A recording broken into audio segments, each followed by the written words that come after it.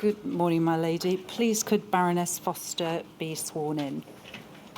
Baroness Foster, I'm sorry we had to call you back, but I'm sure you understand. I do indeed. Thank you.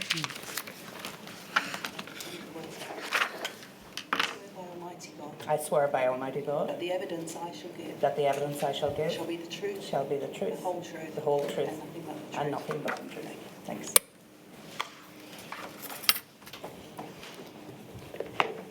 Good morning. Good morning. Please could you give your full name to the inquiry? Yes, Arlene Foster, otherwise Baroness Arlene Foster of Andromsea. Thank you. Baroness Foster, we thank you for the Module 7 statement you provided to the inquiry. Thank you. It's 47 pages, and can we turn to page 47, where we see the statement is dated the 6th of March of this year. Can I ask you to confirm, have you had an opportunity to review the statement? I have indeed, yes. And are the contents of the statement true to the best of your knowledge and belief? They are. Baroness Foster, we know that you've given evidence already to the inquiry, but perhaps by way of context, can we identify your background, but also some relevant context matters to your evidence to Module 7 today, by reference to Northern Ireland? But let's start with you, first of all, please. It's right, isn't it, that you're presently a member of the House of Lords, having assumed this office on the 24th of November 2022? Yes, that's correct. You were the first Minister of Northern Ireland, firstly from the 11th of January 2016 to the 10th of January 2017. Correct. And again from the 11th of January 2020 until the 14th of June 2021. Yes. And as we're going to hear also from Michelle O'Neill today, it's right, isn't it, that between the 11th of January 2020 and the 14th of June 2021, you served alongside the Deputy First Minister, Michelle O'Neill? Yes, that's correct. You are a member of the Legislative Assembly for Fermanagh and South Tyrone from 2003 until you resigned from the Northern Ireland Assembly in October 2021. Correct. And you were the leader of the Democratic Unionist Party from December 2015 to June of 2021. Yes. And prior to becoming First Minister in January 2016, you held a number of ministerial posts. I did indeed. Thank you. And by profession, you are a solicitor. Yes. Thank you. Now, can we perhaps identify and give some context to Northern Ireland? First of all, you've already touched upon it in January of 2020. It's right, isn't it, that the executive had only just started reconvening again? And would it be fair to say that essentially it was a fragile time for the government of Northern Ireland? Yes, my lady, we hadn't been in government together for 3 years, and relationships had been understandably quite tense during that time, and there was, from January when the agreement was reached to go back into government again, a sense of trying to build relationships again and to focus on the programme for government that we were engaged in January, February time. So it was really a new beginning, as it were, for the executive. Thank you. Can I ask to be displayed, please, your paragraph 12, which is page 4 of your statement, please? And again, I'm going to briefly deal with this because I know that you dealt with it in Module 2C. You detail that, as was explored in Module 2C, in the system of government in Northern Ireland, each minister is responsible for the work of his or her department, and the first deputy first ministers and the executive committee does not have an express role in directing the work of individual ministers and departments. However, where a matter is deemed to be significant and or cross-cutting, it must be brought to the Executive Committee for decision. The Ministerial Code in Northern Ireland does not have a direct equivalent of the doctrine of collective responsibility as set out in the Westminster Ministerial Code for UK Cabinet Ministers. And so can I ask you, first of all, I think essentially you deal with two issues or two topics there that I think are going to be relevant to the context and the major focus of my questions today, which is going to be around the decision-making when the UK government and other governments went from the contain phase to the delay. And so, first of all, can you identify or just give the context to the ministerial responsibility point you make, first of all, and why that's relevant when we look at decision-making of the Minister of Health, Mr Swan? So I think the system of government, my lady, in Northern Ireland is unique. It is a mandatory coalition. At that time, there were 5 different parties in the executive, all with different philosophical outlooks and indeed policies on the way forward. And the system was set up to try and to be as inclusive as possible. And in that respect, each of the ministers really hold authority in their own area, so in education and health, in enterprise and trade. And so the First and Deputy First Minister's role is really to coordinate the executive ministers, to chair the meetings that take place, and we certainly do not have a role in directing the work of individual ministers, but rather if a decision is deemed to be significant or cross-cutting, then the individual minister would bring a paper to the executive committee, and then there would be a discussion on that paper and a decision made on the paper, as opposed to us directing into that particular ministry. I know it's different from the other devolved administrations, and it's probably something, my lady, you'll have to take into consideration in your recommendations. Thank you. And just to then explore the point a little further, can we please display your paragraph 29 at page 8? You tell us that only those papers which the Department of Health deemed to be significant or cross-cutting, such as the urgent decision request mentioned above, were raised to the Executive Committee. Moreover, the Executive Committee was not capable of directly steering the work of the Department of Health. As the situation developed, Executive Ministers increasingly asked questions of the Health Minister and the Chief Medical Officer when he attended executive meetings. But otherwise, without papers being brought to the committee, we did not have the capability or information to scrutinise or challenge the detail of the work being done within the Department of Health. That really is the case, and to be fair to individual ministers, they did treat their own areas as their area of competence, and they would have control and direction in that area, and would have been, quite rightly, I would say, quite protective of their own particular department and its functions, and would really only raise something to the executive if it was significant or cross-cutting. Thank you. And so are you able to assist us, and it may be too broad a question, but were issues relating to test, trace and isolate that were being dealt with by the Department of Health treated as cross-cutting issues that needed to be brought to the executive? No, they weren't treated in that way, and whilst we did discuss test, trace and isolate and indeed support later on quite frequently, it was very much within us asking questions of the Department of Health rather than us taking decisions on the policies and strategies. Thank you.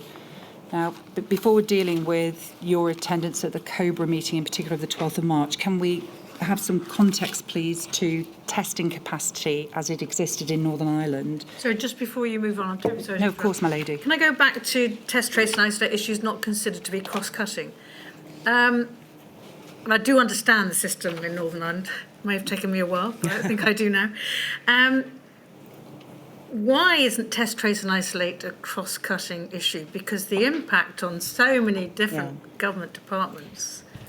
I think with hindsight, one could very well make the argument that it should have been a cross-cutting issue, but because we were in such a state of flux at that time, the Department of Health operationally were dealing with the issue and then continued to deal with the issue. I think if you were to say to me now, was that not a cross-cutting issue? Was it not a significant issue? I would probably say yes, it was, and probably should have came to the executive for decision. However, would that have changed the decision-making process? It probably would have made it slower because the Department of Health would have had to share all of the information with the executive and put together papers. And I know that there was a very real concern at that time that the amount of work officials were being asked to do was quite significant. And I'm not suggesting that it didn't come to the executive for this reason, but it would have certainly slowed decision-making down at that time. And would it have changed the capability and the scalability and the resourcing? I'm not sure that it would have, my lady, but I certainly can understand why you would ask the question, looking back now, should it not have come to the executive? Thank you. Perhaps just to identify the relevant departments for the scalability of both contact tracing and testing, is it right that that would fall within the Department of Health, but PHA were essentially the operational arm for the delivery? Yes, so they were an arm's length body who were delivering the operation of testing and tracing. Thank you. Can we then please move to your paragraph 72, please, which is on page 18 of your witness statement, just to get some context for testing capacity and capability in Northern Ireland before the decision to stop testing and contact tracing. Thank you. You helpfully detail in your statement that by the end of February 2020, there were no concerns brought to or raised within the executive, so far as I can recall, or is apparent from the executive minutes, about the scalability of test and trace capability. Perhaps naively, I believe that during this period, there was an assumption within the Department of Health, and more widely, that the capability would be sufficient to identify cases as they arose. For example, it's recorded in the handwritten minutes of the executive meeting on the 24th of February 2020 that there had been 49 tests in Northern Ireland, all negative, if confirmed, held in isolation in Royal. And so really, was that your understanding of the position in February 2020? There was not an issue about scalability of the testing in Northern Ireland? Certainly we didn't hear from the Department of Health or from the Chief Medical Officer that there were any significant concerns about the issues around capability or scalability. Thank you. And my lady's already heard evidence in Module 2C that essentially Northern Ireland was different at this time to what was developing in the mainland in England. It's right, isn't it, that COVID was not as advanced in Northern Ireland, particularly in February of March? That's correct, yes. Thank you. Can we then please look at your paragraph 73, if that can be expanded, please? You tell us that by early March, despite a rise in cases in the United Kingdom and concern over the potential scale of the pandemic, the issue of scalability or any concerns about it was not raised to the Executive by the Department of Health. Rather, on the 2nd of March 2020, at the Executive meeting, the Chief Medical Officer advised that health and social care boards and health trusts were coordinating, including planning to place single cases inside rooms, that staff were being trained to support patients outside of intensive care, discussions were taking place on prioritisation, clinical decisions, ethical issues, and that regular work to test systems was taking place. Now, I think similarly we can see that in your notebook, and perhaps just briefly to display that, please, if we could display INQ 232519. And thank you for providing your handwritten notes. Thank you. I apologise about the writing. No, well, it's certainly better than mine. We can see there of your notes of that meeting of the 2nd of March. There's a reference to Northern Ireland, 130 tests, 1 positive, and checked by Public Health England. So I think it perhaps gives some idea as to where things were up to at the beginning of March in Northern Ireland. Would you agree? Yes, indeed. And then below that, at peak, 50% of population infected, planning assumption. And is that then 5% hospital admissions? And so can you perhaps, are you able to give us a little bit more context about that? And particularly, we see the next note, higher mortality rate in Italy than reported in Far East, China to 2%. So can you just give us some context of what your understanding was linked to those notes, please? This was the time, I think, when COVID-19 really became the issue. This was really the first point, if you like, in our discussions where, 50% of the population are going to be infected. Yes, it was only a planning assumption. 5% were hospital admissions. The figures were now becoming very real, my lady, in terms of what was happening. Our first case, a positive case, I think, was on the 27th of February. So we'd only really had our first positive case by this stage. And so information was really starting to flow into the executive then about what was happening. Thank you. And I think if we look below, is it right then the notes that you've made of the Cobra meeting of the 2nd of March was the first such Cobra meeting you attended? Yes, I think that's correct. Thank you. And we can see the reference to guided at all times by the science and then calibrated steps to, is it tackle virus, protecting more vulnerable groups and below that, Chief Medical Officer, 2 cases. But is that your note, client know where came from? Don't know where Don't know where it came from, thank you. Don't know where came from. And then an arrow to, is it community transmission? Yes. Okay, thank you. Now, thank you, that can be removed. Now, can we then look, please, on the topic of contained to delay? Because, again, we're grateful to you that you have provided the coronavirus action plan dated the 3rd of March that has your annotations on. And the reason why I'm dealing with this, first of all, is to try and get some context to the Cobra meeting that you then attended on the 12th of March, where it said that was where the 4 nations agreed to move from contained to delay to stop contact tracing and testing. And I think immediately or thereabouts after that meeting, the UK government said as much and announced the position that we'd move from contained to delay. Now, can we display them, please? INQ 232520. And now we can see FM, I think that references First Minister. Yes. Over the page, please. And again, thank you. And over the page again, so we've got the agenda, but this is the coronavirus action plan, again with your annotations on the top. And I think if we look throughout the document, we see notes that are made. And can you confirm, please, Baroness Foster, that those are your notes that suggest there was a review of this document, including, we move along, please, thank you. Yes, those are my notes and annotations. Just pause there. And so, again, we can see, particularly around the overall phases with the reference to contain and delay, calibrated steps led by science. Yes. And are you able to give us some idea when you would have made those notes on this document or when you would have had it available to you? Because it's certainly, there's reference to the action plan in the Cobra minutes of the 12th of March. Well, this document, as I understand it, would have been shared with myself and the Deputy First Minister by the Department of Health. After it, as you can see from the frontage of the document, it was signed off by the Department of Health in Northern Ireland, and then it would have been shared with us. And I think the email on the first page was at the 5th of March that it was. Yeah. Can we just go back to page 1, please, just to check that date? Yeah, 5th of March, thank you. Now, I'm not going to take time going through the document, but is it correct that you've reviewed the action plan as part of your preparation for evidence? Yes.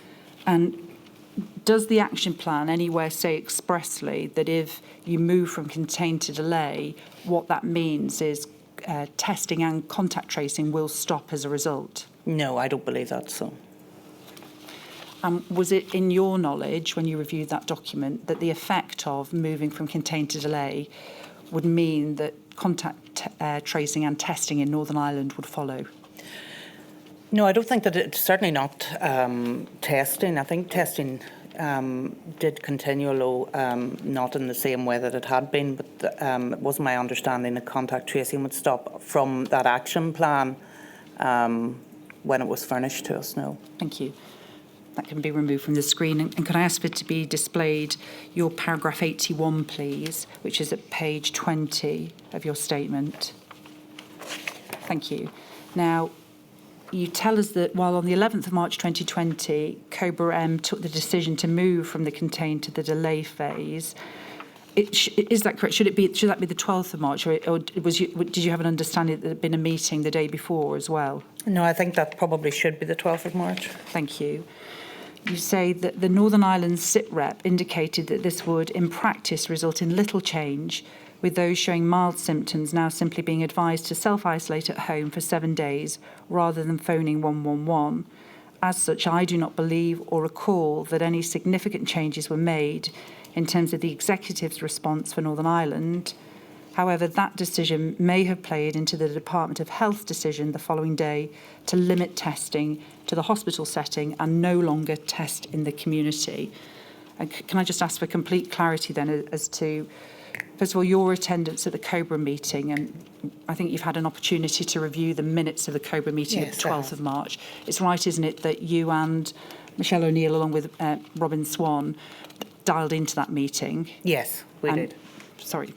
Yes, we did. We dialed in from Stormont, yes. Thank you. And again, in terms of your understanding in that meeting, can you help us to the extent to which you participated, please? when you say participate, I think we were very much, my lady, in receive mode at that stage, and especially when you are remotely dialing into a Cobra meeting. May seem strange now, given that we, during COVID, used Zoom and Teams and Google Meet all of the time. But at that stage, it was something new, and there was very little opportunity to engage in the meeting. So we were listening to the cabinet members who were around the table. I think that the other devolved administrations had been asked to dial in as well, so they would have been there as well. But there was very little engagement during the meeting. Thank you.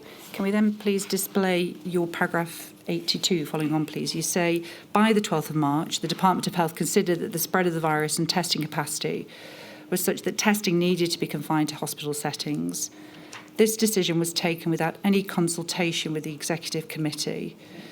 The decision was only raised to and discussed within the Executive on the 16th of March 2020, after the decision had been implemented.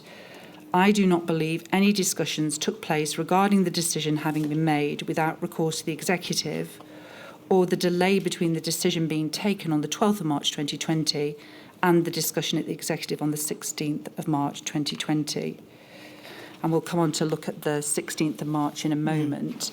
And then can I have clarity of understanding, because we are going to hear from Mr. Swan this afternoon, and I think you've had an opportunity to consider his witness statement where he indicates and sets out his belief that the decision of the 12th of March was in line with UK-wide agreed protocol from moving from contain to delay and the UK-wide coronavirus action plan dated the 3rd of March 2020, which was agreed by the four UK governments with advice from the UK chief medical officers and government scientists.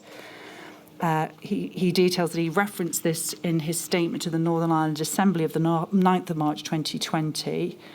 And then a little further on in his statement, in that paragraph, he says, the Northern Ireland First Minister and Deputy First Minister also attended the Cobra meeting, along with officials from the Executive Office. And I do not recall that at any point it was queried whether Northern Ireland should continue contact tracing. As the First and Deputy First Minister were also at the meeting, I did not consider there was a need to refer the matter to the Northern Ireland Executive, as they made no such referral either. I can only assume they also thought it was not necessary. Now, there's quite a lot to unpack there. There's two ways to refer something to the Executive Committee. It can either come from the Minister in the department, or the First and Deputy First Minister can ask the Minister to bring it into the Executive meeting. So that's what Minister Swan is referring to in the latter part of that answer. I think there was a decision on the 12th of March in Cobra to move from contain to delay, although having seen the minutes from the Cobra meeting, it doesn't specifically mention that. It just talks about different actions that are taken. And as we've already touched upon, the strategy, when it talks about moving from contain to delay, doesn't precisely mention contact tracing in the strategy. I've also noted from the Cobra minutes that it does talk about stopping all contact tracing from other geographical areas.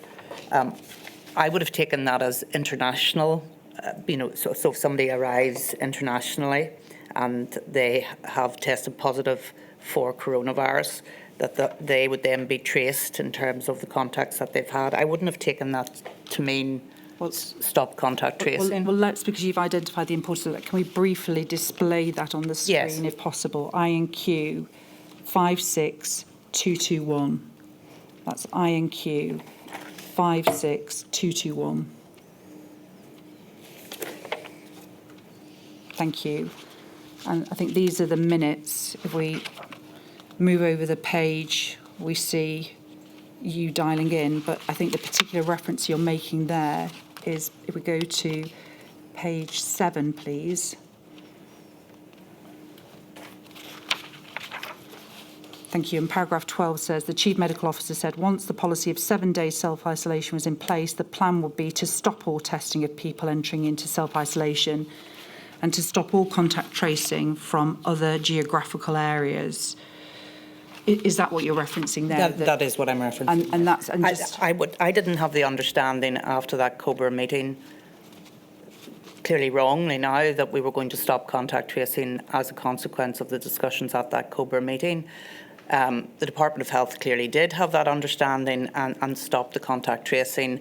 It was then discussed at the meeting of the 16th of March by the other executive ministers, including myself. Thank What you. does footnote 1 say? Sorry, my lady. I think it's the strategy. Yeah, and as agreed by the Coronavirus COVID-19 Action Plan published 3rd of March, which, sorry, my lady, which was the document you looked at before. I do apologise. Thank you. That can be removed from the screen then. So can I explore with you, and I think it builds on a topic you were asked about within Module 2C, so I don't want to go over old ground, but particularly in the context of available capacity in Northern Ireland in March of 2020, but particularly bearing in mind the limited number of cases in Northern Ireland. Do you consider, first of all, the decision to stop widespread testing in Northern Ireland was the wrong decision at that stage? Well, because we were behind the rest of the United Kingdom at that stage, I think we could have continued with contact tracing, perhaps not for very much longer, because it did then become wider in a community transmission type of setting. But I do think we should have continued it for a while. I have to say, my lady, however, given that at that stage we were dealing with this very much on a UK-wide basis, resourcing may have been an issue as a result of that. And to be fair to Minister Swan, he does say in a statement, you know, what was the rationale for us doing something different from the rest of the UK? The only rationale is that we were behind the rest of the UK in terms of numbers. I think that would have been the only rationale for doing that. Thank you. And perhaps just to confirm the numbers as of the 11th of March, please could we display INQ 83097, please? So whilst the document comes up, you say the only rationale would be behind the rest of the UK. But Yes. that is linked to the fact that you also had a different epidemiological unit. Yes, it would have been, yes. Thank you. If we can move within this situation report, in fact, if we go back to first page, sorry, I do apologise. In fact, it is information correct as at 5 o'clock on the 12th of March 2020. Thank you. If we move then to page 2, we can see the position as of the 11th of March, and for Northern Ireland it was 20 cases. Sorry, yeah, with 43, perhaps of relevance with the epidemiological unit that her ladyship has just referenced, 43 in the Republic of Ireland. Thank you. And so would you agree that with you being essentially of all of the four, it's similar to Wales, or just that there was an option for the Northern Ireland to make a different decision about stopping testing, but certainly stopping contact tracing? There was an option, and there was an option for Wales, and I'm sure for Scotland as well, but those options weren't taken. I think we were quite early in the pandemic and were not prepared for what was coming at us, to be honest with you. And we were following what we were being told by Cobra and by SAGE at that time. Thank you. And perhaps just to contextualise what you've just said, if that could be removed from the screen and your paragraph 77 be displayed, please, at page 19. You say this just... So paragraph 77, please, page 19.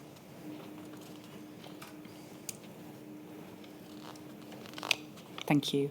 With the benefit of hindsight, it does appear there was insufficient consideration or planning of ways to prevent transmission into Northern Ireland generally.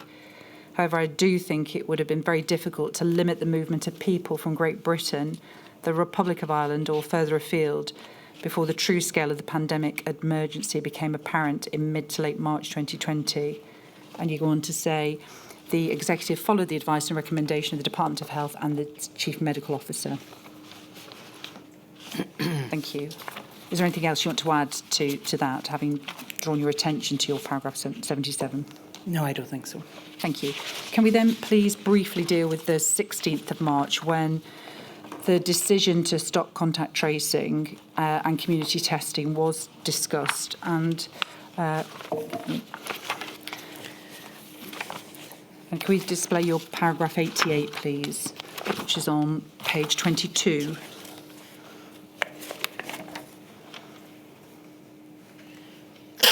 Bless you. Thank you. Now, we've got the minutes, the notes that were taken by the note taker of the meeting of the 16th of March. And we'll come on to the advice the Minister said about the preparations that have been taken for the 7 weeks. But perhaps you've had an opportunity to review the notes.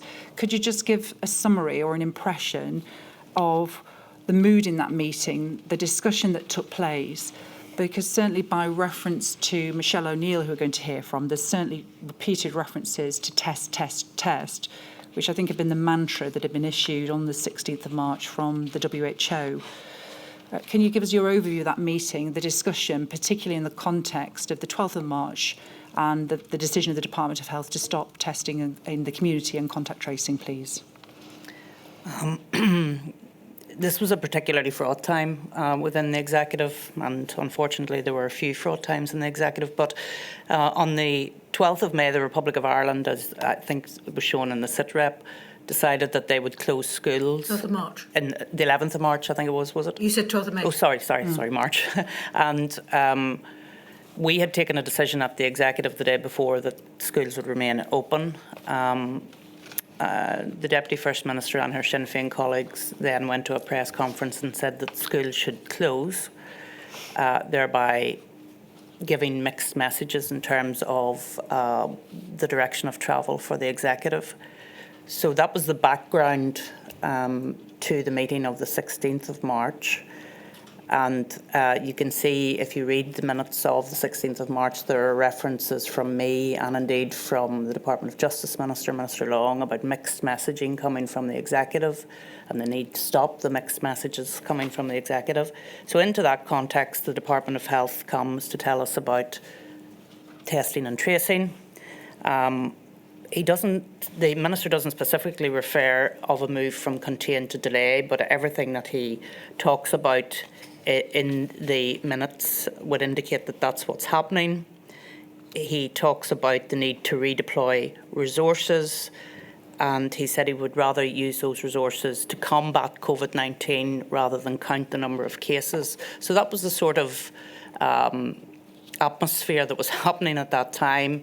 The Sinn Féin ministers had been paying close attention to what was happening at the WHO. They brought that information into the executive. In it, you will see reference as well to supporting our Chief Medical Officer. I think that was because there was some commentary outside the executive about the executive should follow the WHO instead of our own Chief Medical Officer. It was a particularly tense time, my lady, and that's the circumstances into which we then discussed testing and tracing. Thank you. And can I ask you then, in terms of the contain to delay and the stopping of contact tracing and community testing, was there any discussion about that was the wrong decision, and in fact it wasn't too late to not follow that path of adopting essentially the approach that was being utilised in England and the other nations? I think a number of ministers challenged the Minister of Health about the decision which had been taken and quoted test, as you've rightly said, and the need to have contact tracing. But the Health Minister, and I don't think the Chief Medical Officer was at that meeting, the Health Minister pushed back and said that there was a strategy in place, there was an action plan, and we were following that action plan. And thank you. If we go back to where we started in terms of the responsibility of ministers, you're obviously expressing the challenge that the executive were deploying in that meeting, but ultimately, does that decision come down to the decision of the Health Minister to stop the contact tracing? I don't think there was any suggestion that we should bring test, trace and isolate as a policy and as a strategy, and indeed even in its operation, into the executive at that time, because there was so much else going on at that time. So it was left to the Department of Health to operationalise the strategy and the plan. Thank you. Now, is it fair to say that if I was to ask you for a detailed overview about the tests available in Northern Ireland at this time, but also the ability for contact tracing, would you have knowledge, or is it better asked of others? I think it would be better asked of the Minister of Health and the Chief Medical Officer, because they were working with the PHA at that time, the Public Health Agency. Thank you. But by reference to your paragraph 88 that's still displayed, you obviously have indicated the fact that there was reference to 7 weeks of preparation that the Yes. Health Minister had referred to, and you've recorded at the time, I believe those preparations were adequate. Yes. But I think the paragraph also identifies that actually now, on further review and reflection, you offer an opinion that in fact there were inadequacies in the preparations. Yes, because the number of contact tracers were not in place and weren't really in place until later on in the year. We found that out later on. Thank you.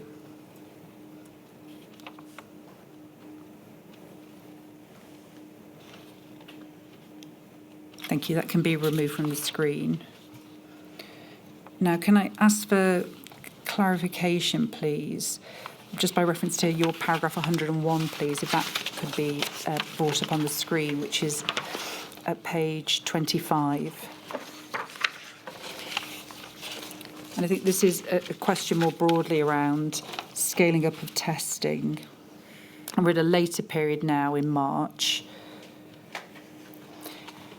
Perhaps if we go to the paragraph above, so we've got the context to the date of this. So this is the 30th of March now, another executive meeting of 30th March 2020. And if we look at paragraph 101, please. Thank you. You are referencing that at that meeting of the executive on the 30th of March, the Chief Medical Officer responded in respect of the international examples that were in the previous paragraph relating to Korea, that the Department of Health were rapidly ramping up testing capability, shortage of testing agents, and 800 a day Republic of Ireland query, Northern Ireland 600 a day. Testing plan not in deficit is ahead of Scotland, Wales, 1,500 tests a day. And so can I just ask you to summarise, is that what was being said at that time in the meeting by reference to Northern Ireland having more tests than Scotland? I think when the Finance Minister challenged the Chief Medical Officer, the response back from the Chief Medical Officer was that, in fact, we were doing more testing than in Scotland and Wales per head of population.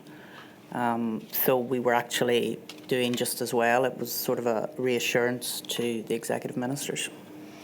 Now, there's been a clarification sought in respect of this, because, in fact, I think we have evidence from, and we'll hear from Mary Morgan of National Services Scotland, that essentially said at this time, in fact, Scotland's capacity had increased from 600 to 6,000 by the 3rd of April.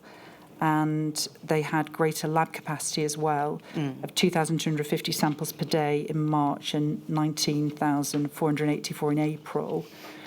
And so in terms of the notes you've made, would that be information that you were being provided with from your Chief Medical Officer?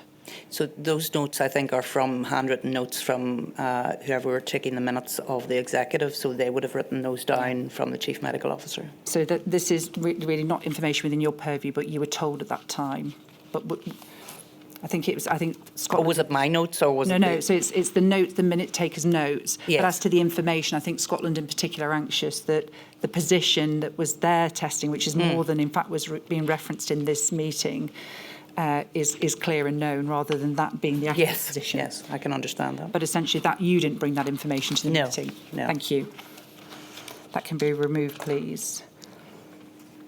Now, can I then please ask you, by way of a broader context relating to your paragraph 84, please? Thank you. I think this is we've heard reference to there being no playbook or plug and play, but paragraph 84, please, at page 21.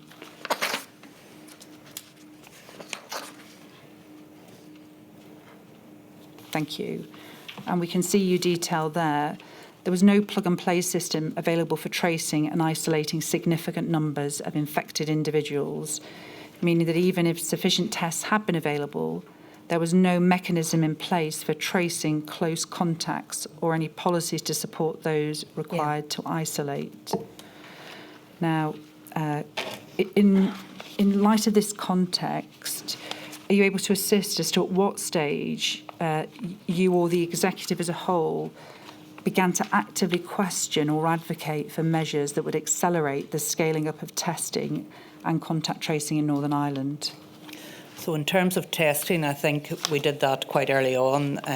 We asked about the capacity. We were told there were capacities in terms of labs at hospitals, but also the Department of Agriculture offered up the Agri-Food Biosciences lab as well. So there was an attempt to increase the number of lab spaces available. In terms of contact tracing, there was a pilot run towards the end of April, and then that was run out in May. So the contact tracing started again at the end of April and beginning of May, as I understand it from memory. Thank you. And you've just referenced again contact tracing, but now can I ask you a reference to contact tracing, but relating to a different period of time? Yes. And the December of 2020. Now, there's an article from the Department of Health dated the 11th of December 2020 where you are quoted as saying, effective contact tracing is an essential element of our response to this pandemic, which reflects, I think, the WHO advice earlier in the year.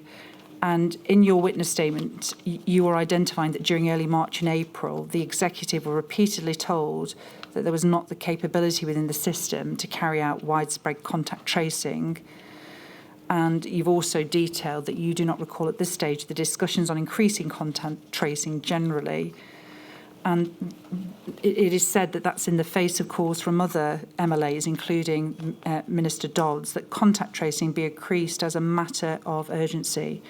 And so can I ask you, using the article as a context, what's the response, please, to why the urgent need to scale up contact tracing was not treated as a top priority in the executive discussions from the outset of the pandemic? So I think that the article comes from a visit that myself and Deputy First Minister made to the Contact Tracing Centre in Ballymena that had been set up, and we had gone to see it, and we were pleased to see it in operation and the way in which it was working, particularly dealing with clusters which had arisen at funerals and weddings and things like that. So that's where the article comes from. Minister Dodd's comment comes from later in the year as well, because she was very concerned about the fact that the economy was being closed down with the prospect of circuit breakers and lockdowns, and was hoping that contact tracing would allow the economy to stay open. So her comments are from later in the year as well in terms of the contact tracing. In terms of why did we not have it in place earlier in the year, because we didn't have a contact tracing system in place, as I said in my earlier point about having a plug-and-play system that we just activated. And I suppose now I hope that one of the learnings from all of this is that we will have the ability to scale up at speed if something like this were to happen again. Thank you. Could we please display INQ 425652? That's INQ 425652. Now, this is the 17th of November 2020. This is a memo addressed to you and the Deputy First Minister. And I think, again, you've had an opportunity to review this. The memo is on the theme of self-isolation, but we see described within it that as a recurring theme in our many discussions on measures to reduce the spread of the virus, it was expressed by Mr. Swan that he was becoming increasingly concerned to see no visible action or movement in the context of targeted measures, and frustration at the lack of discernible action on this front. And do you accept that the Northern Ireland Executive was slow to act in introducing measures designed to promote public compliance? I don't think that we were slow to promote compliance, because day after day at press conferences we were urging the public to comply. As my lady is aware, there was a breakdown in compliance after the attendance of senior members of Sinn Féin at a high-ranking Republican funeral at the end of June, which caused severe difficulties in Northern Ireland with compliance and adherence. This is November time now, and the Minister Swan, and this is reflected in the minutes of the executive meeting, had been pushing for more work to be done on adherence and compliance and enforcement. We had attempted to do that through working with the Police Service of Northern Ireland. We had given money to local councils to employ COVID marshals to try and ensure compliance. But there was a difficulty which still hung over the executive around that non-compliance piece because of what had happened with that large-scale funeral at the end of June. Thank you. Now, I think time's not going to permit me to ask questions in respect of inequalities, but it's right that you've given a good portion of your statement to address the relevant evidence you have about inequalities as you were able to provide in your witness statement. Is that correct? That is correct, yes. And then finally on recommendations, please, can I ask you, please, what structural changes do you believe should be made within the Northern Ireland Executive to ensure that ethnic minority communities are better supported during future public health emergencies, particularly regarding timely access to testing, financial support and isolation? Yeah, so I think, again, given where we were in February, March, just coming back in after not having government for 3 years, and then we were hit with this pandemic, I am on record as saying that not enough consideration was given to vulnerable groups, to ethnic groups, to those with disabilities, to those who lived alone. And all of that needs to be factored into any strategy that is forthcoming after this inquiry.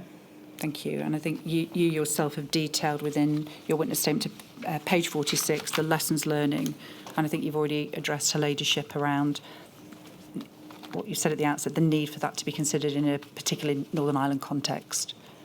Yes, and I had given some thought, my lady, to could there be an emergency committee of the executive committee, in other words, a smaller decision-making body to try and make things work quickly. But of course, we always have to reflect that it has to be inclusive and have everybody involved. So it is more challenging in a Northern Ireland setting, but I do hope that the experience of this pandemic will urge people to look at what's important and not get bogged down in political differences. Well, that's my time. There are core participant questions. Mr. Thomas. Mr. Thomas is over there.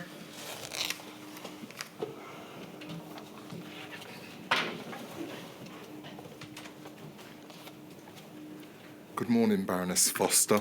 Can you hear me? Yes, I can. Thank you. I'm representing FEMHO, that's the Federation of Ethnic Minority Healthcare Organisations.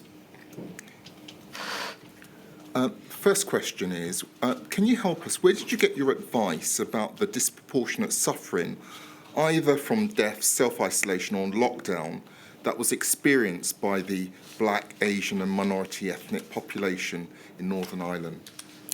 Well, that information would have came to us during 2020 as to the impact on different vulnerable groups. It would have came to us, I think, probably from the Department for Communities would have been responsible for looking into which of the different groups were, how they were impacted and the differences in the impact upon them. At paragraph 170 of your witness statement, you say, and I quote, "I do have concerns that while there was a significant amount of data capture and modelling in terms of the spread of the virus, first from SAGE and later from the JBC, I do believe that there was enough consideration given to vulnerable groups in the light of existing inequalities. I consider that this was especially acute during the first phase of the pandemic in particular." I think you missed out a not. Not, sorry, I misread that, yeah. Yes, I have. Forgive me. Question.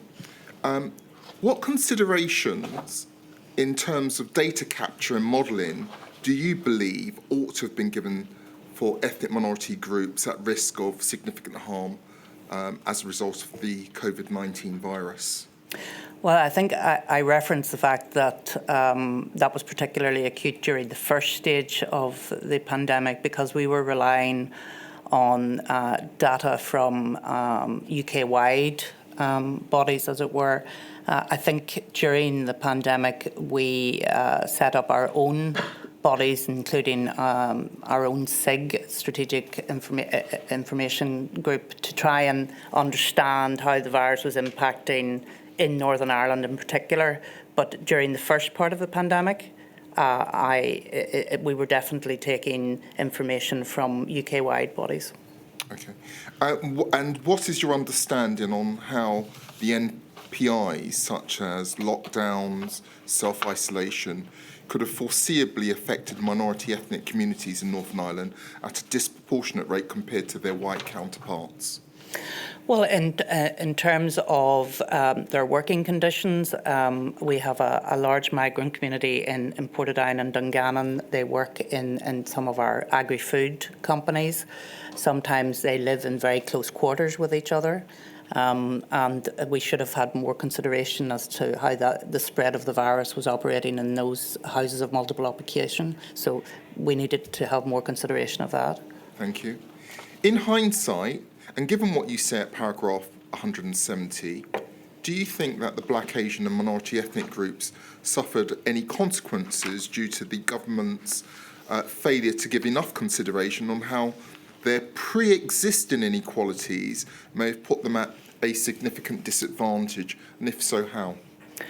Well, I think, unfortunately, that's true of a number of different groups. There wasn't, I believe, enough consideration taken, and that's because we were in an emergency situation and we were trying to do all that we could to save lives across the board. But when those NPIs were put in place, they did have disproportionate impacts on different groups. Young people, for example, were denied chances in life that they would have otherwise had. Those living alone were isolated and lonely. People who were dying alone in hospital. And if I could change one thing, my lady, it would be that we should have given families all of the information, told them about the risks and allowed them to make the decisions as to whether they wanted to be with their loved ones as they were dying, because I think it is quite inhumane when one thinks about it to allow someone to die alone in the way that so many people did. You say at paragraph 171 of your witness statement, quote, "There was perhaps an opportunity missed in failing to learn more about the adverse impacts on certain groups," and I think you've just touched upon that, "in the first wave to enable better mitigations to be designed for the second wave. However, everyone had been working at a pace and was under extremely stressful conditions for months, and resources were therefore very stretched." I have the following questions. Firstly, would you agree that learning about the adverse impacts is crucial to any government who takes seriously their duty to protect a population of people experiencing a novel pandemic? Yes, I do, absolutely. And that without analysing the impacts and trends, you risk failing to mitigate against them, essentially. Yes, and I do think that we were trying to grapple with the different impacts that the NPIs had on the different groups. But I think what I'm reflecting is the reality of the situation at the end of June, July, when physically and mentally officials and ministers were exhausted by that stage. And in the normal run of things would have been looking at that more proactively. I think that's just what I'm trying to reflect, the reality of that time. And I do want to be sympathetic for the situation that you found yourself in, but would you agree that everyone working at a pace, to quote your words, may not be a reasonable excuse in the eyes of those who then suffer those consequences? Would you accept that? Yes, I think what I'm trying to, and perhaps badly, communicate was the actual reality of the way in which people were working at that time. They were exhausted. That's no excuse, of course, but it's just by way of explanation as to what was happening at that time. Understood. 2 more questions and I've finished. In hindsight, do you believe that there should have been a dedicated cultural competency advisory group within the NI executive to ensure that, for example, the needs of ethnic minority communities were consistently considered in the pandemic response measures, including isolation support and access to testing? I think that's a very interesting suggestion, and one that I hope that the new executive will take under consideration. We did try, and I don't want you to think that we were completely blind to what was happening, we did try and engage with ethnic minority communities, particularly around language difficulties, and to make sure that they understood what the different requirements were at that particular point in time. But could we have done more? Undoubtedly, and that's why I think this is a very useful place to have this discussion, and I thank you for your suggestion. And my final question is this: considering the gaps in the data for ethnic minorities, do you believe that Northern Ireland needs a system that collects disaggregated data by ethnicity during public health emergencies? And how do you believe this, if we go down this path, could impact policy decisions during perhaps a future pandemic? Yeah, I do recall asking for data at a postcode level and being told that because Northern Ireland is such a small place, that if you take data at a particular level, you run the risk of actually identifying the individuals. So we have to be careful around data capture that we don't do that. But I do think, obviously, and I'm a great believer in the more data you have, the more analysis that can be completed and the better policy making that can be achieved. So I do think if there's an opportunity to do more data capture, then we should take it. Baroness, thank you very much. Thank you. Lady, Thank you, Mr. Thomas. Mr. Wilcock is just there.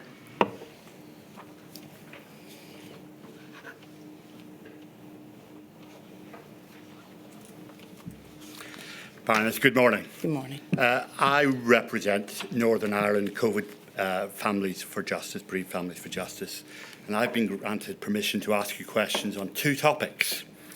Some of the ground you've traversed already when answering questions from Mrs. Cartwright, but with my lady's permission, I'm going to try and paraphrase some of the questions I've been granted permission to try and draw out a few key points. First topic is the executive's knowledge of the capability and scalability of test and trace in early 2020. Do you accept that at the start of the pandemic, there was an over-reliance by the executive on unchallenged information from the Department of Health? I think we certainly relied very heavily, and I think I reflect that in my statement on the Department of Health for a couple of reasons. First of all, they were the experts, and we certainly weren't in any position to challenge them given our limited knowledge of the different areas that we were trying to grapple with. I think, as I've explained in a mandatory coalition, and you will know this, that the Department of Health's remit was that particular area, and there are always sensitivities about other ministers trying to overreach into other people's departments. Secondly, you told us this morning that you now felt that perhaps naively you believed during this period there was an assumption within the Department of Health and more widely that the capability of test and trace would be sufficient to identify cases as they arose. Do you accept that the information given to the executive by the Department of Health in early 2020 gave a false confidence to the administration about the ability of test and trace to scale up? I don't know about a false confidence, but we certainly believed that the Department of Health were the people who had the knowledge and the capability, and therefore were the people who would operationalise the testing and the tracing capacity. Do you agree things didn't happen as quickly as you would have hoped? Yes, with hindsight, I think that's right. Do you want to revisit whether you had a false confidence? Well, I think it wasn't, at the time, it wasn't a false confidence because we had a belief that the Department of Health were doing all that they could, and we should never shy away from the fact that we were in a pandemic, that nobody was prepared for in the way that they should have been, and obviously that's what this inquiry is partly here to look at. So, yes, those are your words, and I can't shy away from them. Second topic, and it's in relation to the decision to stop community testing in middle of March 2020.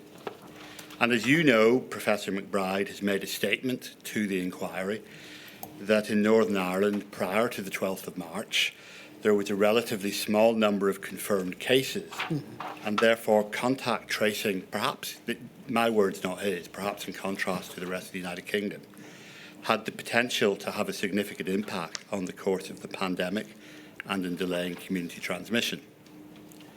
You've explained to us that you were at a Cobra meeting on the 12th of March, and you've told us what you understood was happening, and we were being told at that meeting. And you described yourself and Mrs. O'Neill as being in receive mode during that meeting. You've then described that on the 16th of March, with the first time the executive were fully made aware of the full implications of what was going on. And you've told us that that meeting was a fraught meeting and a tense meeting. And can I just try and give some colour to what you mean by that? At that meeting, there were lots of discussion about closing schools, whether to follow Dublin, whether to follow London. The meeting itself talks about people being shouted down, doesn't it? It does, yeah. Putting the two together, the receive mode on the 12th of March, the, I'm sure you will accept, inappropriate method of discussion on the 16th.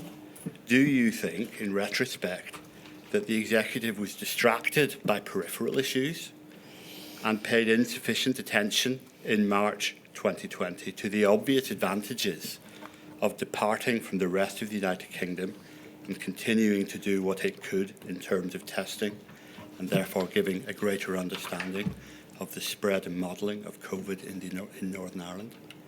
Were you distracted? I don't think we were distracted. I think it's right to put the context in that it was a fraught meeting, and one that doesn't give me any joy to read again, I have to say, when I read the minutes. But it was, I think we did have a fulsome discussion about testing and tracing. What do you mean by fulsome? Well, the Department of Health, if you look at the minutes, or the notes from the minutes, I should say, did give us a rationale as to why he felt that contact tracing should stop. He made the comments, as I think I've already referenced, about he would rather combat COVID than count it. He felt that he wanted to use his resources to do other things, and hospital testing was still ongoing at that time, as you know. So I think the rationale that he gave, although it was challenged, was eventually accepted. Thank you very much, Baroness. Just one thing. You say that there was a discussion about whether the testing would stop. It had already stopped. Yes, it had. It had it on the 12th of March. This was a retrospective look at it. The horse had already bolted. It had. I accept that. Milady, they're all the questions I wish to ask of the ones I've been given permission. Thank you very much indeed, Mr Wilcock. That completes the questions we have for you, Lady Foster.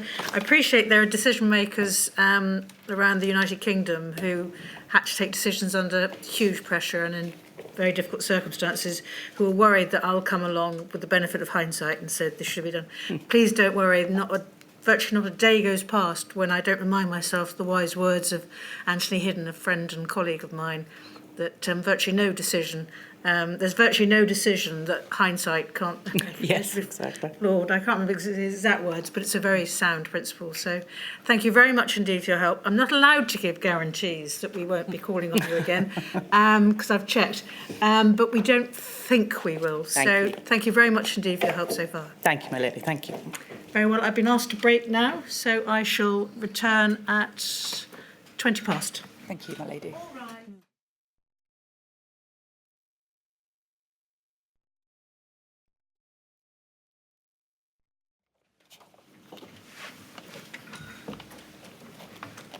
My lady, thank you. Could I ask, please, for Ms O'Neill to stand while she's affirmed, please? I do solemnly, sincerely and truly declare and affirm that the evidence I shall give shall be the truth, the whole truth, and nothing but the truth. Thank you. Ms O'Neill, I know how busy you must be, so thank you very much for coming back to help us. Thank you, Madam. Could I ask, please, for you to give your full name to the inquiry? Yes, Michelle O'Neill. Thank you. Please, could we turn to your Module 7 witness statement, please? Thank you. It's 40 pages long, please, and on the last page, at page 40, we see it was signed and dated on the 7th of April of this year. And can I ask you to confirm are the contents of that statement true to the best of your knowledge and belief? They are indeed. Thank you.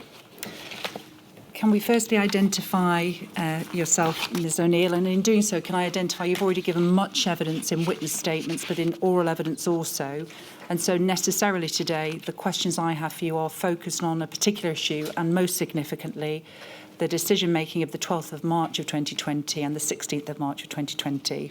But before we move to that, can we identify what has already been adduced as to you and your role, please? It's right, isn't it, that you're currently a member of the Northern Ireland Assembly and you were first elected for the Mid-Ulster constituency in 2007. That's correct. You were First Minister in the Executive since the 3rd of February 2024. That's correct. You have been Vice President of Sinn Féin since 2018. That's correct. And between the 11th of January 2020 and the 4th of February 2022, you served as Deputy First Minister. That's correct. Now, I think you were observing Baroness Foster's evidence online, and I don't want to go over the same ground about the unique position in Northern Ireland in January of 2020 when the Executive began to sit again, or about the fragile government. But is there anything you want to add to give context to the evidence we're going to touch upon, or to deal with the cross-cutting issues that Baroness Foster also spoke about? Well, I think just to underline, I suppose, the uniqueness of our circumstance, which we have explored in previous modules, so I'll not repeat, but suffice to say that our system of governance is quite unique and different to other devolved administrations, and therefore makes sometimes decision-making even more complex with an added layer, given the ministerial autonomy it's set out under the 1998 legislation that underpins our agreement. Thank you. Now, in terms of what was said by Baroness Foster as to cross-cutting issues and ministerial responsibility, was there anything that she said that does not fit with your understanding of the position in Northern Ireland? No, I think that was correct. It's just that unique point that makes those executive decisions sometimes a bit more complex, but mandatory coalition, all four parties coming together, or five actually at that time coming together, uniting around trying to create a programme for government, but then obviously only into post and facing a pandemic. Thank you. And then can I capture your view on the topic of whether test, trace and isolate, or test, trace, protect in Northern Ireland, you would consider a cross-cutting issue that needed to be brought to the Executive? Well, it certainly wasn't a significant matter that you would have expected would be brought back to the Executive as the decision-making body. I think that for me, certainly, and I know we'll come on to this somewhat later, but the first we were aware that the decision was taken to end testing was at the Executive meeting on the 16th of March. And to me then, that was a moment of alarm in terms of a decision being taken without the whole of the Executive having an opportunity to discuss this. Thank you. Well, can we then move to that issue, please? And could I ask, please, for your paragraph 34 to be displayed, please, which is page 10 of INQ 587291. Thank you.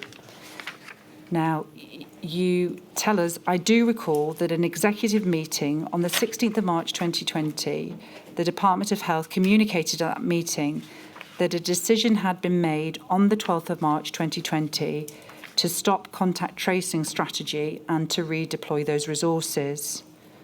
I was of the view that this approach seemed self-defeating, and I made the point at the executive meeting that the WHO advice was to test, isolate and contact trace, and that we needed to adjust.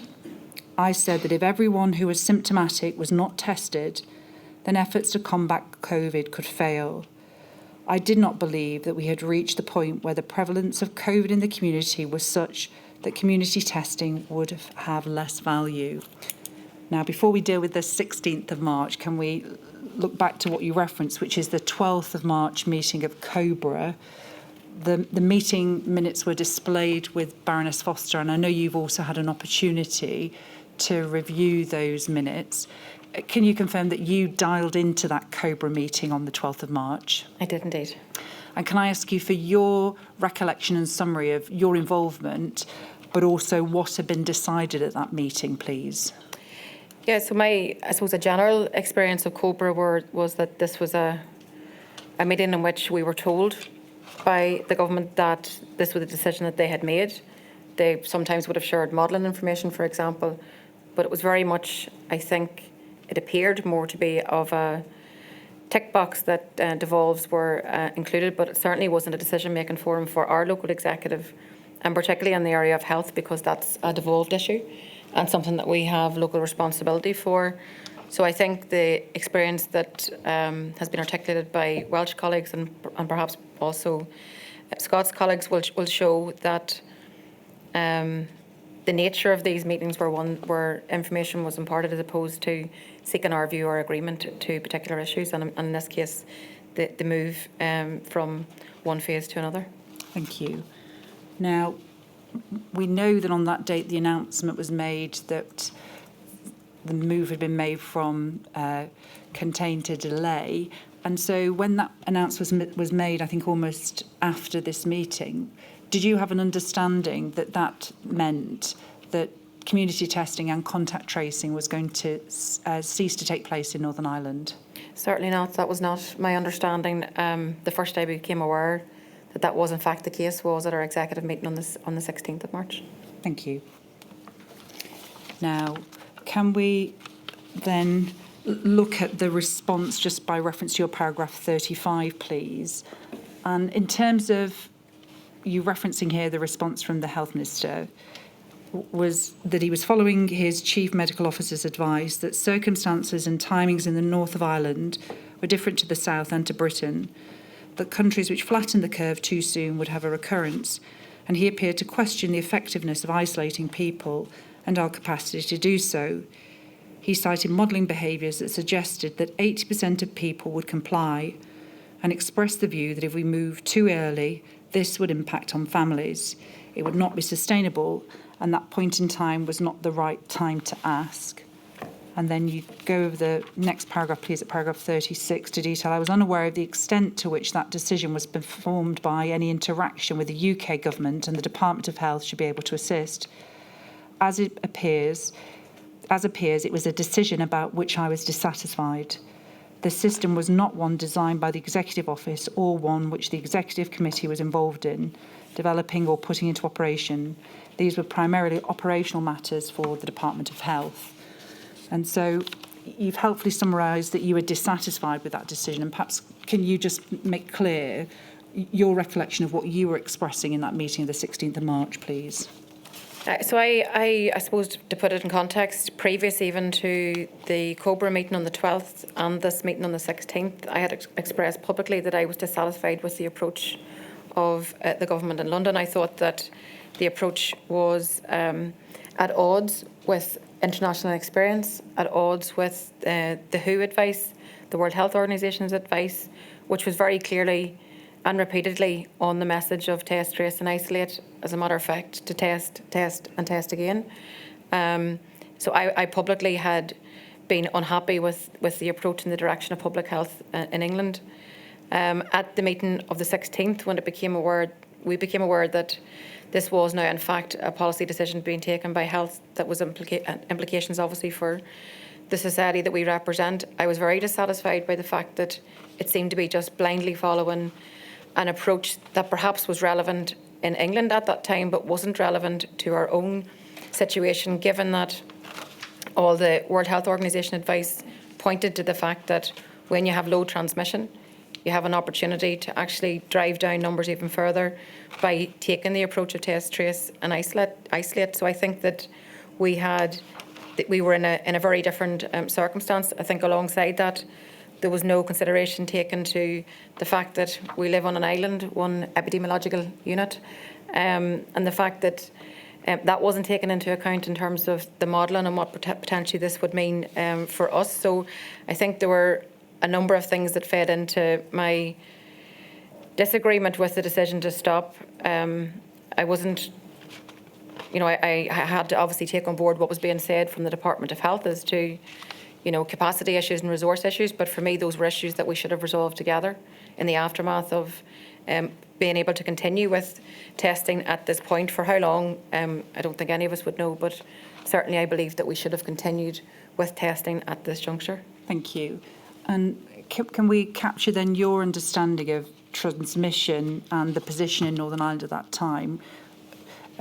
I can't remember the exact numbers, but I know that our numbers were really low. And I think that we were absolutely, at that time, in the position where we should have moved towards having a greater impact in suppressing the virus by dealing with the test, trace and isolate approach. I think that by the World Health Organization's example, and also by other international examples, when you looked around, because we were so many weeks behind other countries that were going through the same, that we had something to learn from them, and I just didn't feel like that was reflected in our decision or the Department of Health's decision to end testing. And then can I just clarify, because you've referenced then our decision and then corrected yourself and said the Department of Health's decision. So whose decision, in fact, was it to confirm, to stop community testing in Northern Ireland and to stop contact tracing? It was absolutely the responsibility of the Department of Health and a policy decision for the Department of Health. It was an operational one for them, and I believe they, and whether it's the Minister, the CMO, Public Health Agency, all together, but certainly under the remit of the Department of Health. Now we're going to briefly look at the handwritten notes that capture, I think, the strength of feeling you were expressing to the meeting. And so would you agree that in this meeting you were performing and discharging the role of a Deputy First Minister to challenge the decision-making?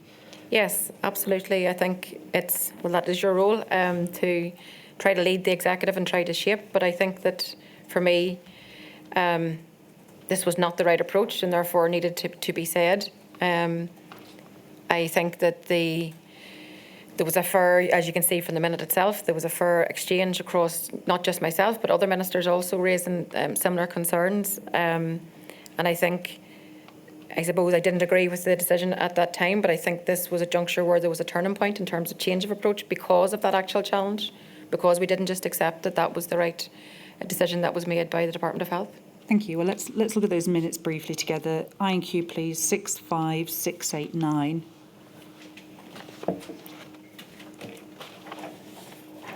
Thank you. We can see the date in the top right-hand corner. And is it correct that this is the note taker that's present in the executive meeting that's created these notes? That's correct. Thank you. We know that they use the summary at the left-hand side. So DOH, that's Department of Health. So would that reference Mr. Swan? Yes. And his account? And we can see there he's referencing Matt Hancock on Friday, but we'll issue numbers later. 1,083 tests, 45 confirmed cases. So is that likely to be the up-to-date position that was being provided as to the current position in Northern Ireland on the 16th of March? I think that'd be fairly accurate, yes. Thank you. And then perhaps if we go over the page, we can see on page 2, the penultimate entry for the Department of Health, prefer to use resources to combat COVID-19 rather than count, self-isolate for 7 days first rather than testing. Are you able to give any further clarity about what was being said by Mr. Swan in relation to this entry? I think perhaps it could be characterised as a defensive statement that let's not just count, let's do something else. But I believe that, again, it wasn't the right approach. And I just believe that the Health Minister was trying to, as you can see throughout the minute, trying to offer up rationale as to why they took the decision that they did. Thank you. We move to page 4, I think by reference to, thank you, DFM. So 3 up from the bottom. Mm-hmm. If don't test everyone who has symptoms will fail. And does that need any expansion on as a reflection about what you were saying in the meeting? No, I think it just reflects the whole tone of my approach to health in that meeting. Thank you. If we can move over to page 6, please. We can see the note, again, attributed to you, enormity of situation, GB approach, nightmare compared to rest of world, Europe, Scotland, own approach, testing healthcare workers, query. Are you able to give a bit more context to what's likely that you were saying in the meeting linked to this summary? Just the gravity of the situation that we were facing. We were being briefed in great detail around the potential predictions of the impact of COVID, the potential loss of life. It was becoming, I suppose, a hugely challenging situation for everybody. However, we had the advantage of being somewhat behind the rest of the world, and I felt that enough learning wasn't being taken from how others have conducted themselves. I also didn't feel, as I've said, that the World Health Organization advice was being taken into account in the way in which it should. And I also fundamentally disagreed with the approach in Britain. I thought that the approach led by the then Prime Minister Boris Johnson was one that was akin to herd immunity, and I did not agree with that approach. And I felt like that our own Department of Health was solely following that advice as opposed to adding another layer of our own local knowledge and local information, and the fact that we live on an island and that we needed to have that taken into account also. Thank you. And I think we see that in the bottom entry on this page that is attributed to you. WHO, test, every case, every contact, trying to do right thing, GB nightmare, suits island of Britain, doesn't suit this island, we won't get this right, need to adjust. Mm-hmm. And so by reference to the need to adjust, were you expressing what Northern Ireland should have been doing differently, please?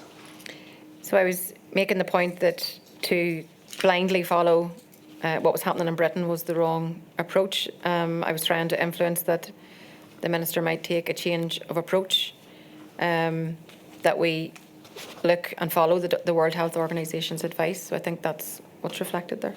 Thank you. Again, over the page, please, to page 7. You can see contain, delay, mitigate, lost control from 2 weeks ago, people taking own decisions. Can you help us any further with what you were saying in relation to this entry, please?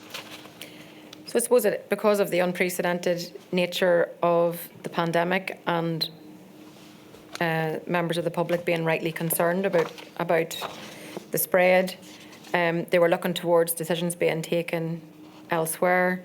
I think, particularly, I think this is around the period of the time of school closures, around in the south of Ireland.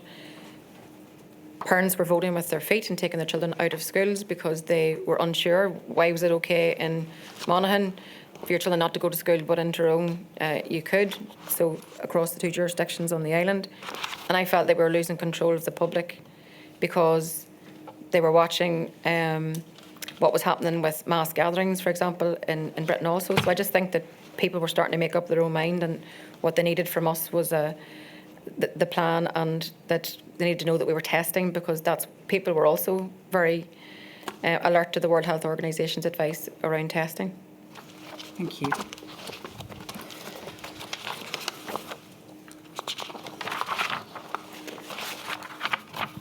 Thank you. Now, the minutes go on, and in fact, I think it looks as if it got quite tense, and there was a 15-minute break, and then it returned. But is there anything else? I think that the entries we looked at summarise what you've told us in the witness statement, but is there anything else that's relevant to that meeting of the 16th of March and the views that you're expressing that you'd wish to further tell us about, please? Just that whilst I reflect it was a difficult meeting, I do believe that it created a step change in terms of approach from there on in. So I think further down the line it did lead to better decisions in terms of how testing was conducted in the months ahead. Thank you. Now, I think you've already referenced in your statement the test, and the inquiry's already heard evidence that, in fact, that was a statement, I think, that the WHO Dr. Tedros had said that day. And so would you have been aware as on the same day that that was the mantra that was coming from the World Health Organization on the very same day of this meeting? I was following the World Health Organization very, very closely, downloading their documents, taking their advice and trying to apply it locally to our own circumstance. So, yes, I would have been following it minute by minute in terms of the updates that they would have been providing. Thank you. The minutes can be removed from the screen, please. Now, can I ask you about the position of Mr. Swan, who we're going to hear from this afternoon, who I think you were following Baroness Foster's evidence, where essentially I put the entry that's from Mr. Swan's statement to the effect of there was no objection from you or the First Minister, Baroness Foster, to the decision of the 12th of March, and essentially that it was the understanding that there was an agreement to the contain to delay and the stopping contact tracing and community testing.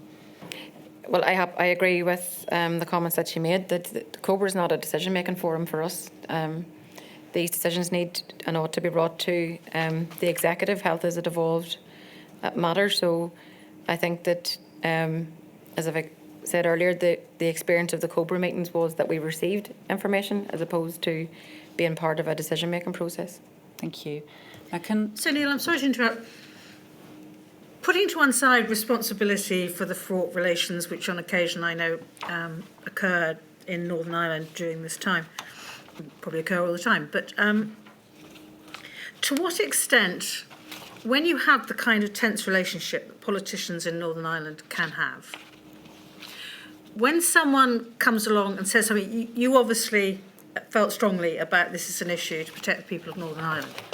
To what extent, when you say something like that, or somebody else has a similar view about a particular issue, is it thought that you're just saying it because of your political beliefs? Do you see what I mean?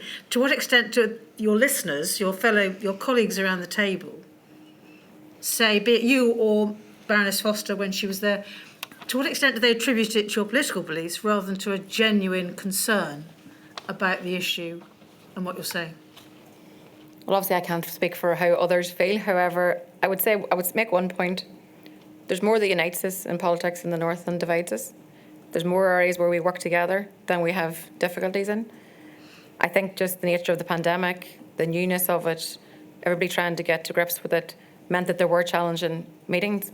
But I believe the meeting of the 16th actually led to better decisions further down the line. I never brought my politics into it. For me, this was about the right thing. And, you know, the fact that we live on an island, the fact that there were one single epidemiological unit, that wasn't factored into the decision making. That's not a political point.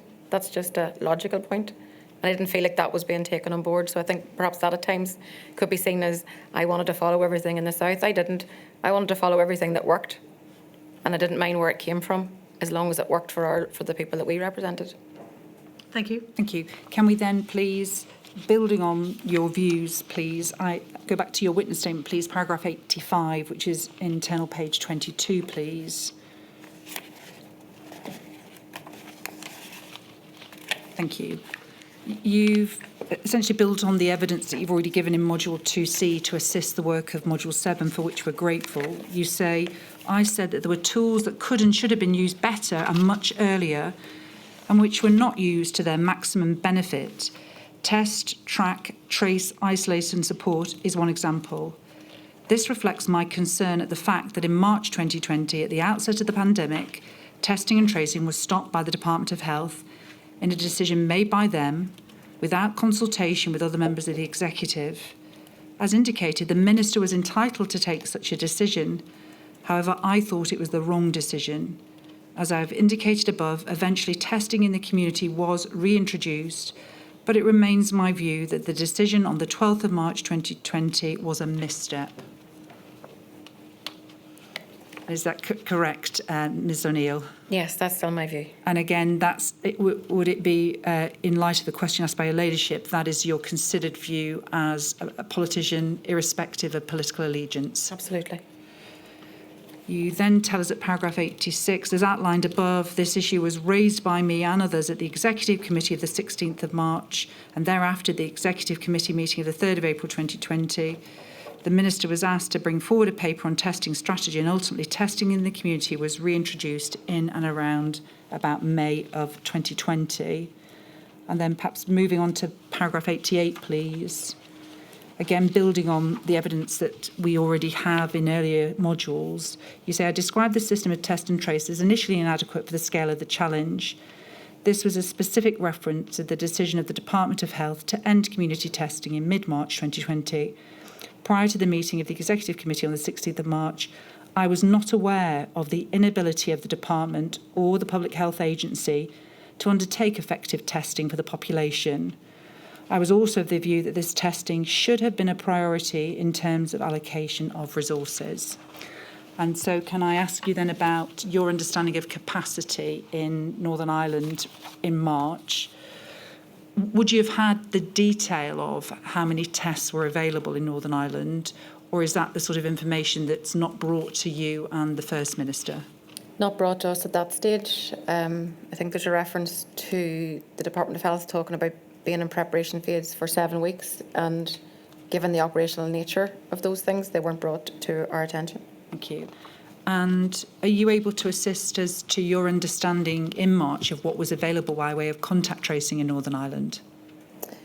Only now, looking back, I think I can't recall at this juncture what we were told at that stage, apart from to say that the Department of Health told us that they didn't have the capability. Again, that was something that I would have challenged, because I believed that we did have the capability, particularly whenever it came to contact tracing, by using the fact that we're a small community, very well connected to each other, and that we had opportunities to use grassroots community and sporting groups and others to try to assist us. People were volunteering to assist us, so I thought there were other ways to look at the resource issue. Thank you. Now then, is it your view, having just detailed that you think that there was the ability to continue contact tracing in Northern Ireland, that if the Department of Health had essentially reversed their decision and did what you were essentially asking, looking at those minutes, that it could have made a difference in Northern Ireland by way of if the community testing was continued and if contact tracing continued in the context of the spread of infection in Northern Ireland at that time? But I think that given the World Health Organization's advice, and if we had followed that route, and given the actual numbers that we had at that time, there absolutely was scope for an improved picture. How to quantify that, I can't. Yeah, thank you. Can I just ask a few brief questions around SAGE advice and Northern Ireland's input to SAGE meetings? Can we go to your paragraph 28, please, which is at page 9?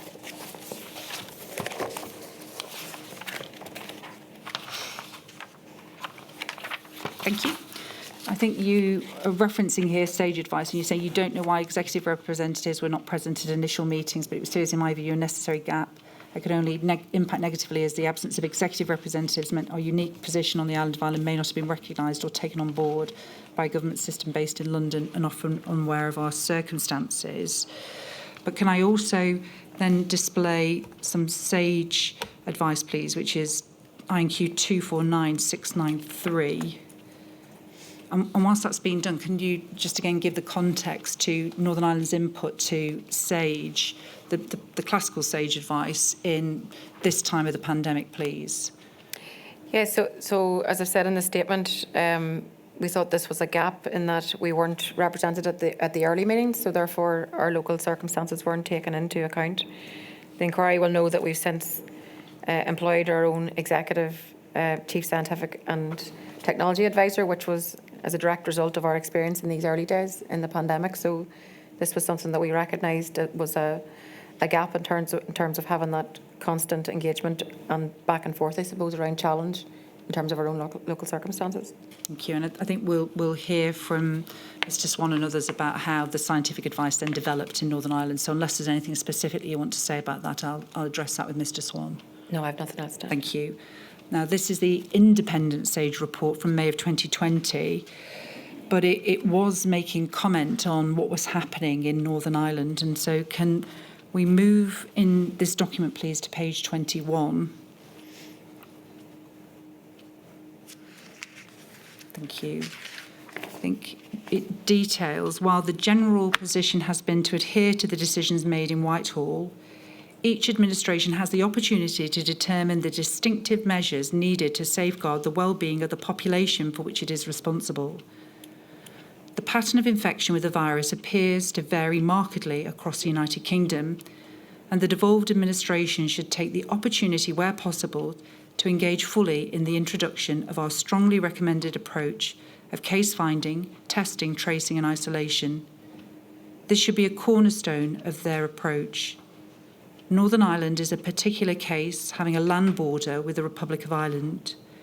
We urge the Northern Ireland Assembly Executive to seek to harmonise their policies with those of the Republic of Ireland, in keeping with the commendable Memorandum of Understanding that has been agreed between the two jurisdictions in relation to the coronavirus case. Crisis, sorry. Thank you, my lady. And so was the independent sage advice from May of 2020 ever brought to your attention, to the best of your recollection? I can't recall now at this juncture. Thank you. Yeah. And then can I then ask you, in terms of this being a call for, again, Northern Ireland to do something different in May of 2020, or to do more to harmonise its policies on test and trace with the Republic of Ireland, are you able to provide any comment about then what flowed, particularly from May onwards, as to what was happening in Northern Ireland around find, test, trace, isolate support? Yeah, so as you can see, we did sign up to a Memorandum of Understanding, which was important in terms of sharing information, because our experience in those early days in early March, particularly in relation to the issue of schools, where in the south of Ireland they moved to close schools and we did not have a heads up, and therefore left a sort of state of panic among parents around what did it mean for their child in school in the north. So this was an attempt to try to address some of those things. Over time, I think this relationship really developed more in terms of the sharing of modelling, and I know that perhaps CMO and Department of Health might say more about that later, but it was important for us in terms of the nature of living on the island of Ireland, two jurisdictions. People freely move across the island. Some people live in one jurisdiction and work in another. So when it came to tracing and finding cases, then it was important that we were able to share that information, and I think that did develop more positively then, particularly when we got to a digital app further down the line. Thank you. Thank you. That can be taken from the screen. And can I ask to be displayed INQ 425652? And this is a memo that was addressed to yourself and Baroness Foster regarding compliance and enforcement measures. And we can see within this memo from November of 2020, Mr. Swan was describing the issue as a recurring theme in our many discussions on measures to reduce the spread of the virus, and also expressed increasing concern to see no visible action or movement in the context of a targeted measures, and noted his frustration at the lack of discernible action on his front. Can I ask whether your views on whether the Northern Ireland Executive was slow to act in introducing measures designed to promote public compliance? No, I think we tried our best to bring people on the journey that we were all on, in terms of encourage them, in terms of public messaging, in terms of our online messaging, our press conferences, working with the Department of Justice, the PSNI. I think we were constantly trying to communicate this message of the importance of enforcement or of compliance. Thank you. Now, can I ask that, given that this issue had been specifically raised with both you and Baroness Foster, how do you explain the absence of discernible action in November of 2020, please? I think obviously the Health Minister wanted to put on record that he had raised this issue, but I mean, I can remember numerous conversations that we had at an executive level to try to drive home the message of enforcement. I think there were challenges even for the PSNI in terms of enforcement, which have been articulated in previous modules. But I do think that we were continually revisiting this and trying to improve where we could. Thank you. Now, on the issue of adherence, you detail within your witness statement the attendance at Mr. Story's funeral on the 30th of June 2020. I know you've already been questioned about that issue in Module 2C. I'm not going to deal with it, bearing in mind you've already given oral evidence and you've addressed it again within this witness statement. But then can I ask you, in terms of the digital contact tracing app, are you able to provide any insight as to the Northern Ireland decision to essentially develop their own contact tracing digital app, not using the United Kingdom's app that was being developed and was available then at the end of September of 2020? So I think this was a good example of how the situation evolved, where there was more of a recognition of the need to take into account our circumstance, and I think the digital app was something that we can reflect on as something that we did well, that we got out early on, and we had it in itself being designed that it had north-south operability, east-west as well, that actually really was a good development and reflected our circumstance. So I think that was something that we worked our way through and actually got right very early on. Thank you. Now, can I ask you some additional questions on issues of inequalities, please? Are you able to assist as to what structural changes do you believe should be made within the Northern Ireland Executive to ensure that ethnic minority communities are better supported during future public health emergencies, particularly regarding timely access to testing, financial support and isolation services? Yeah, I think this is one of the areas that certainly we have to and have taken on board in terms of learning. I think whilst all the general supports that were put in place, whether that be the self-isolation grant, whether that be our investment in terms of Advice NI to provide welfare advice and support, the wraparound services we provided with food, parcels, etc., working with our local councils. We had an emergency leadership group, which was about bringing together all different representative groups. However, whilst that in itself is good, however, I think the recommended or the learning that we have to take from this is that we could do better, and we have already started to reflect that in our own civil contingencies framework, which is a document called Building Resilience Together.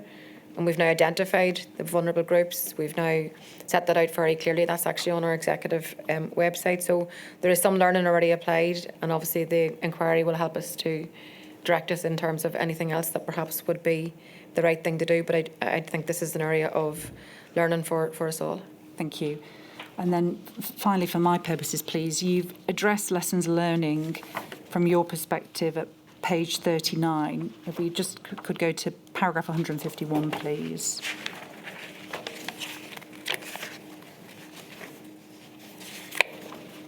Thank you. And then over the page, please.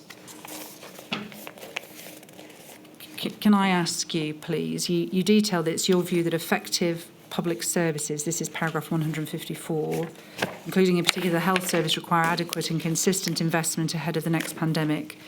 This responsibility falls to us all, including the United Kingdom government, to ensure sufficient resources are available to the devolved administration here.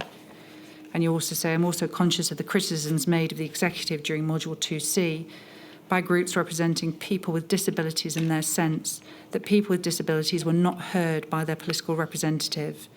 This is something I, as First Minister, take seriously, and it will be to the forefront of our minds as an executive should a pandemic strike again. Ms O'Neill, is there anything else you wish to address her ladyship on in respect of lessons learning, or your perspective as to potential consideration of recommendations informed by your experience during the pandemic and as First Minister? Thank you. I think I would make 3 points. One, which I've made in the statement, which is around general preparedness, pandemic preparedness. We had 14 years of austerity, 14 years that decimated our health service, and 14 years that meant our public health system was not in a state of readiness. That's a lesson to be learned by all in terms of investing in the public health infrastructure, that when a situation arises, as it inevitably will, again, that we have a system that is ready to be scaled up and ready to respond to any any crisis that we would face. I think, secondly, to build on that then, I think, is around the capacity, having the structures in place around being able to scale up a mass testing programme, being able to scale up a tracing programme. Those are certainly things, but that naturally flows from having the proper budget in order to be able to advance or to invest in our public health and infrastructure. And then, I suppose, thirdly for me, particularly in relation to the conversation we just had, I think that, there's no doubt that from the outset of the pandemic, moving at pace, I believe all ministers were there to do their best and to get the public through this. We tried to mitigate as best we can. You will never mitigate the whole impact of a pandemic. However, we did put together a number of things that we thought provided support to people, at least as best as we could. But the lesson, I think, in all of this, that even though we set up a community leadership group to sort of give information, to get feedback, I don't think that was reflective enough as it should have been of particularly the black and ethnic minority community, people with disabilities and other groups. But I hope that we have went already somewhat towards trying to address that for future planning. But those are three sort of lessons that I think that we take from this. Thank you. Then very briefly then, with you identifying the support to isolation, the inquiry's already heard evidence that the approach in Northern Ireland for packages of support to assist isolation was a discretionary scheme. Were you involved at all in the fact that there was early on in Northern Ireland, I think from early as March of 2020, the availability of a discretionary scheme of support to assist self-isolation? Yes, this again, I think, is an area that worked very well. We had our self-isolation grant, as you said, it was early in March. We used a ready-made discretionary support scheme that we had. We scaled it up and it allowed us to be able to turn that around very quickly and have it up and functioning very quickly.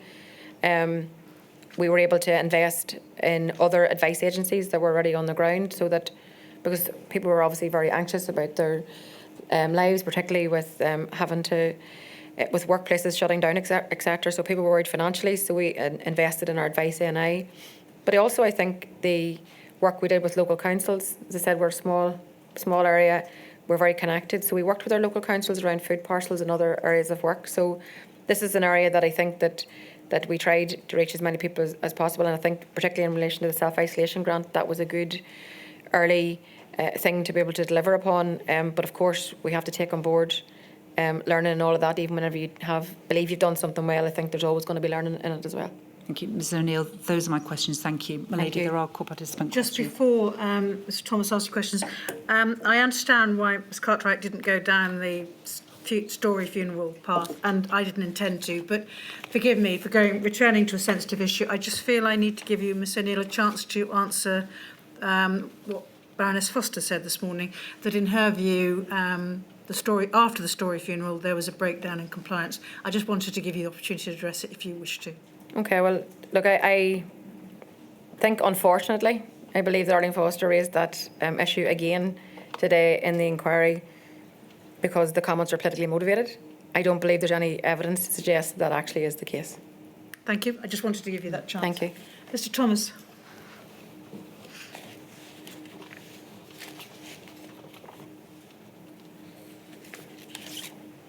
Good afternoon.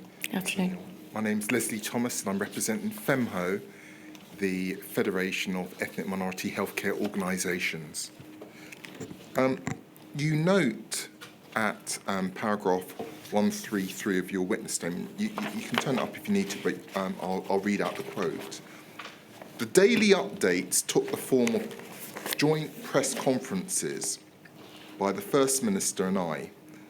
Further, at a relatively early stage, we took steps to ensure that those press conferences were supported by sign language interpreters, both British and Irish sign language, to ensure that the deaf community had access to executive advice.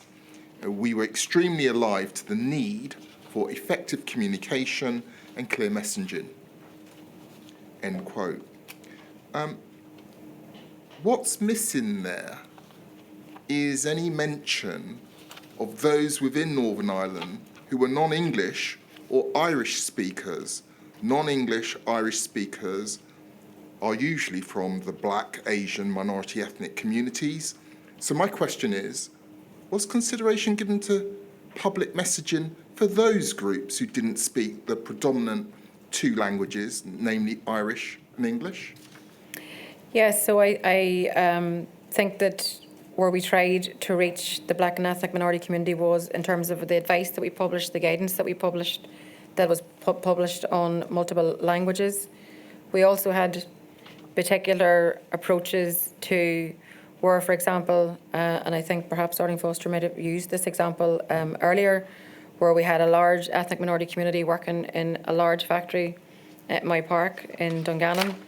We deliberately and sent representatives in to explain the scenario that we were in, how to get testing and all of the processes, and we did that on a number of occasions. But I do think that, as I just said, that I believe that there is a lot to be learned here and more that we could do, and I'm absolutely determined to take that on board. Second question, if, as you say, you were extremely alive to the need for effective communication and clear messaging, can you tell us what work your office did to coordinate public messaging with local religious groups or stakeholders to ensure translation of information for those who did not speak English or Irish? So we had a local group, an emergency management group, which brought together all sector leaders, including faith leaders and others, to try to create the space where we would advise of the current situation, but also to hear feedback around particular needs of communities. And I think that's one of the things that I've said that that we've moved to improve in terms of our civil contingency framework for going forward. So there's a recognition that that group could be more representative. So for me, that's in a lesson that's already been learned, but obviously we probably need to reflect then on the COVID inquiry itself and what else we can do. Well, you've touched upon my next question, but I'll ask it. So I take it from your last answer, you would support formalised engagement with community leaders in future public health crises? So yes, we do have a mechanism in which to do so, but I think the reflection on the COVID experience will be that did it work as best as it could, and where can we improve it? You say at paragraph 31 of your witness statement that the decision to impose non-pharmaceutical interventions, quote, was taken by the executive after consideration of advice from the Chief Medical Officer, Chief Scientific Advisor, and updates from the Minister of Health.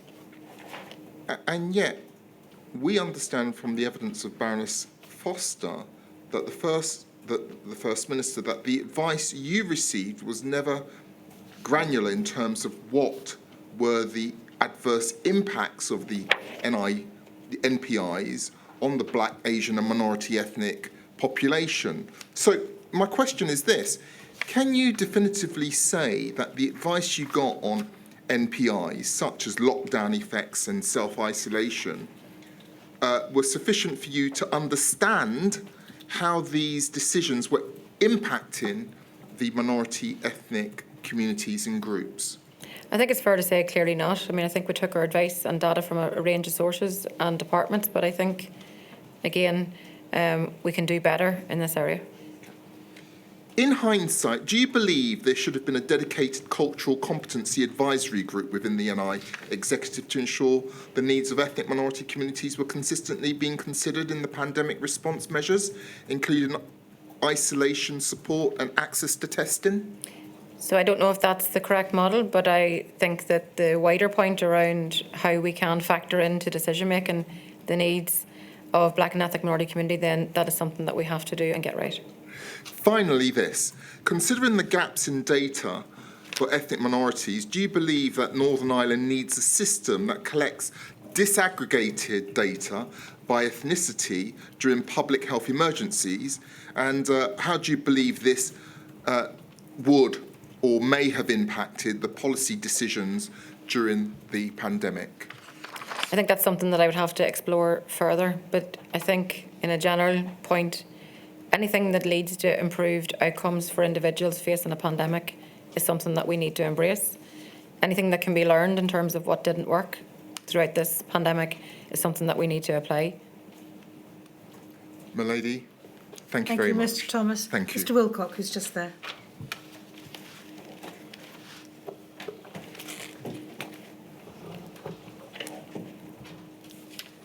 Good afternoon. If I may address you by your title, First Minister. I represent Northern Ireland COVID-bereaved Families for Justice, and I just want to ask you two questions that you will have heard me ask Baroness Foster just before you gave evidence. The first question is, do you accept that at the start of the pandemic there was an over-reliance by the Executive on unchallenged information from the Department of Health in relation to the capability and scalability of test and trace in Northern Ireland? No, I don't believe so. And the reason I say that is because I consistently challenged the health advice that was given.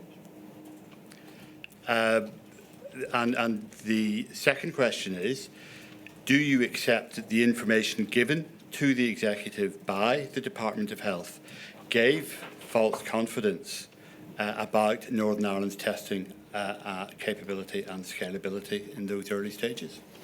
I don't know if you could characterise it as false confidence, but I think that there was an understanding that the operational responsibility of health, that those things that needed to have us in a state of readiness in terms of test and isolate, that they would be in place. It was only on the 16th of March that we knew then that these were all the challenges that actually came with keeping testing in place. Well, there you are. It seems one thing that yourself and Baroness Foster can agree on is the definition of false confidence. Thank you very much. Thank you, Mr Wilcock. Thank you very much indeed, Thank you very First much. Minister. I agree with Mr Wilcock. You should be addressed by your title. Thank you for your help. I don't know if you heard me say to Baroness Foster, I can't promise, but I don't think we're going to need to call upon you again. I appreciate that an added burden to all your other responsibilities would not be welcome. So we'll do our best not to. So thank you very much. Thank you, my lady, and I was happy to participate because I do believe that we all want to get to the position where we have lessons learned and apply them. So thank you. Thank you. Thank you, my lady. Yeah, of course. Thank you.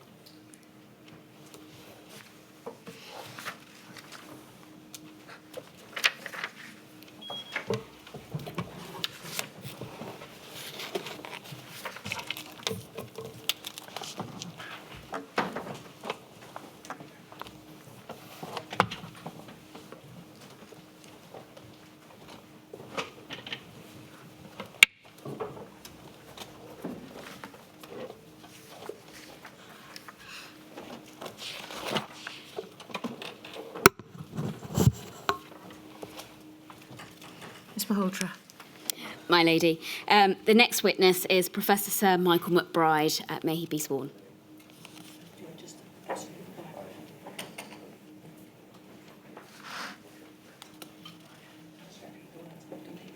swear by Almighty God. I swear by Almighty God That the evidence I shall give. that the evidence I shall give Shall be the truth. shall be the The whole truth, truth. the whole truth, And nothing but the truth. and nothing but the truth. So, Michael, I'm sorry to have kept you waiting, and I'm afraid we're not going to finish you before lunch because I have a commitment at lunchtime. But thank you for your patience. My lady, happy to be of assistance. Could you state your full name, please? Yes, Oliver McBride. Thank you. Now, you've provided a witness statement to Module 7 of the COVID inquiry. We can see that displayed now. It's dated the 7th of April 2025. Have you had an opportunity to familiarise yourself with that statement recently? I have, yes. Your witness statement is provided on behalf of the Department of Health Northern Ireland and in respect of your specific roles and responsibilities as Chief Medical Officer for Northern Ireland. Is that correct? That is correct, yes. You have the benefit of liaising with others, such as Professor Ian Young, the Chief Scientific Advisor, Professor Lord Gagan, the Deputy Chief Medical Officer with oversight for COVID-19 testing and contact tracing, and Dr. Naresh Chadha, the Deputy Chief Medical Officer, who, along with the Public Health Agency, provided advice to the Department of Education, and Kieran McAteer, Director of COVID-19 Response. Is that right? That is correct. So, in essence, this is a corporate statement that has had the benefit of a number of individuals who were able to feed into it. Is that a fair summary? That's a fair summary, yes. Now, you signed that statement, and it exists on page 295. Can you confirm that the contents are true?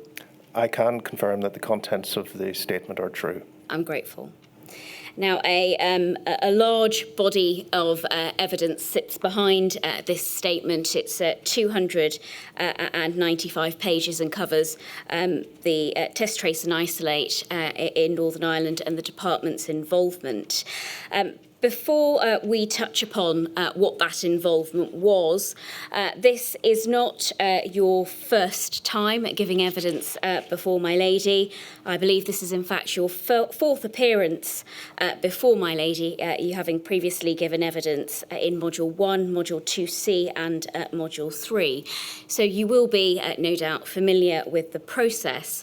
Could I just invite you and perhaps remind you to speak into the microphone in front of you so that the stenographers can hear you clearly for the purposes of the transcript, and if you can give your answers at a steady pace so that your evidence can be fully captured. Now, Professor McBride, there are 7 topics, perhaps rather ambitiously, that I hope to cover with you this afternoon, time permitting. The first is the decision to move from contain to delay. Secondly, the decision to pause testing and contact tracing in Northern Ireland. The testing strategy in Northern Ireland.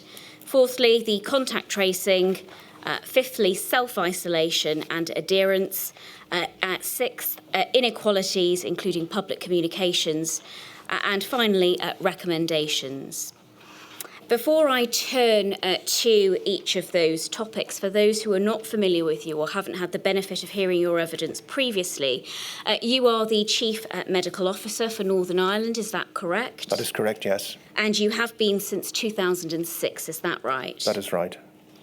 Your role sits within the Department of Health, is that so? That is correct. The Department of Health is one of 9 departments which comprise the Northern Irish Executive, is that correct? That is correct. The Department of Health, I suspect the answer is very much in the title. It is the department with responsibilities for health and social care in Northern Ireland, is that right? That is right. The department was and is the lead government department for health issues, is that correct? That is correct. And it was the lead government department for Northern Ireland in the response to COVID-19. Would you agree with that? For managing the health consequences of the pandemic, yes. Turning to the departmental role relevant to test, trace and isolate, in terms of your role at paragraph 26 of your witness statement, that's INQ 587301, page 9, paragraph 26. We can see there that you give an explanation as to what the departmental role was. The department retained control of all strategic and policy matters in relation to testing, contact tracing and setting isolation policy advice throughout the pandemic. The Public Health Agency, which is a regional body within the health and social care system, is that right? That is correct, yes. Was the lead operational and coordinating body in Northern Ireland for both testing and the contact tracing programmes, is that right? That is right. Now, in your next paragraph, you at 27, you go on to assist us with the department's role. And you say that operational delivery of the COVID-19 contact tracing programme transferred to the Public Health Agency at the end of September 2020, while the department continued to retain control of all policy matters in relation to testing, contact tracing and isolation advice. Can you help us with this? Between the Department of Health and the Public Health Agency, who was ultimately responsible for oversight and governance with regards to testing, tracing and isolating? Well, the operational responsibility continued to reside, My Lady, with the Public Health Agency. The strategic and policy aspects, including the coordination of both the testing and the contact tracing programme, resided with the department. Did the Public Health Agency report to the Department of Health? We As I say in the statement, we work very collectively. The challenges on both organisations, both the PHA and the department, were significant at that time. And as I've indicated in the statement, we had significantly less in the way of resources available to us. So we effectively worked as a team in a collaborative partnership arrangement whereby there was a division between the operational delivery of testing and contact tracing, which was led by the PHA, the strategic policy elements of that, which were led by the department, and we put in place a number of groups which managed those interfaces effectively to ensure that there was alignment between the operational delivery and the policy on both programmes. So I would say it was very much as an integrated team approach, but very clear in terms of where the respective roles and responsibilities resided. Now, Dr. Joanne McLean, now Director of Public Health at the Public Health Agency, who has provided a statement to this module concerning the Public Health Agency's role, the operational role as you described. She was seconded to the Department of Health from the Public Health Agency as Associate Deputy Chief Medical Officer on the 1st of June 2021, and then returning to the Public Health Agency on the 1st of September 2022. Is that right? That is correct, yes. Right. I think we can take that down. Thank you. Just turning then to departmental decision-making, please. With regards to overall decision-making within the department, does that rest with the Health Minister? Ultimately, yes, the department operates under the direction of the Minister. And your role as Chief Medical Officer was and is to provide advice to ministers. Is that right? That is correct. And in addition to providing that advice, medical, professional and technical advice, I also at that time had significant policy responsibility in the area of health protection, health improvement, research and development. Many of those policy responsibilities I still retain. Now, you are the most senior health professional within the department. Is that correct? That is correct, although I work very closely with my chief professional officer colleagues, of which there are a number as outlined in the statement. I'm grateful. I'd like to turn then to our first topic, the move from contain to delay. My lady has heard evidence this morning and in previous modules regarding the decision to move from contain to delay. This module is concerned with decisions relevant to test, trace and isolate. So my questions are, and hopefully your answers, are viewed through that lens. Could we please have up INQ 398439? And at page 1, paragraph 1, let's just orientate ourselves to this document. This is an email on the 8th of March 2020. And it records there in the section that's highlighted, the move from containment to delay. The CMO is working on advice which seems likely to conclude that we are a week or two behind England, and hence it seems likely he will advise we should not move to delay here immediately. He will be in the lead on this through the CMO network, but we will need to oversee the advice to ministers. Firstly, is this an accurate description of where you were at on the 8th of March 2020, that Northern Ireland should not move to delay immediately and that Northern Ireland was a week or two behind England? Well, obviously any decision to move from the contain to the delay phase was a policy decision for ministers and not a decision for myself. It is correct, however, that at that time we were probably at best several days, maybe upwards of a week behind, particularly London at that time in terms of the trajectory of the pandemic and the level of community transmission. However, at that time, because of the lack of availability of tests, realistically, we had no way of knowing where we were on that very sharp upward curve in terms of community transmission. So I think this email, I think I picked it up at after midnight on a Friday evening, and this is in response to my response to that email, which was basically saying, look, I think we need to look at this. There was a request for a return by lunchtime on the Saturday, and it needed further assessment. Forgive me for interrupting Sorry. you. Can I just press you upon that? Yeah. Does this reflect your advice at the time?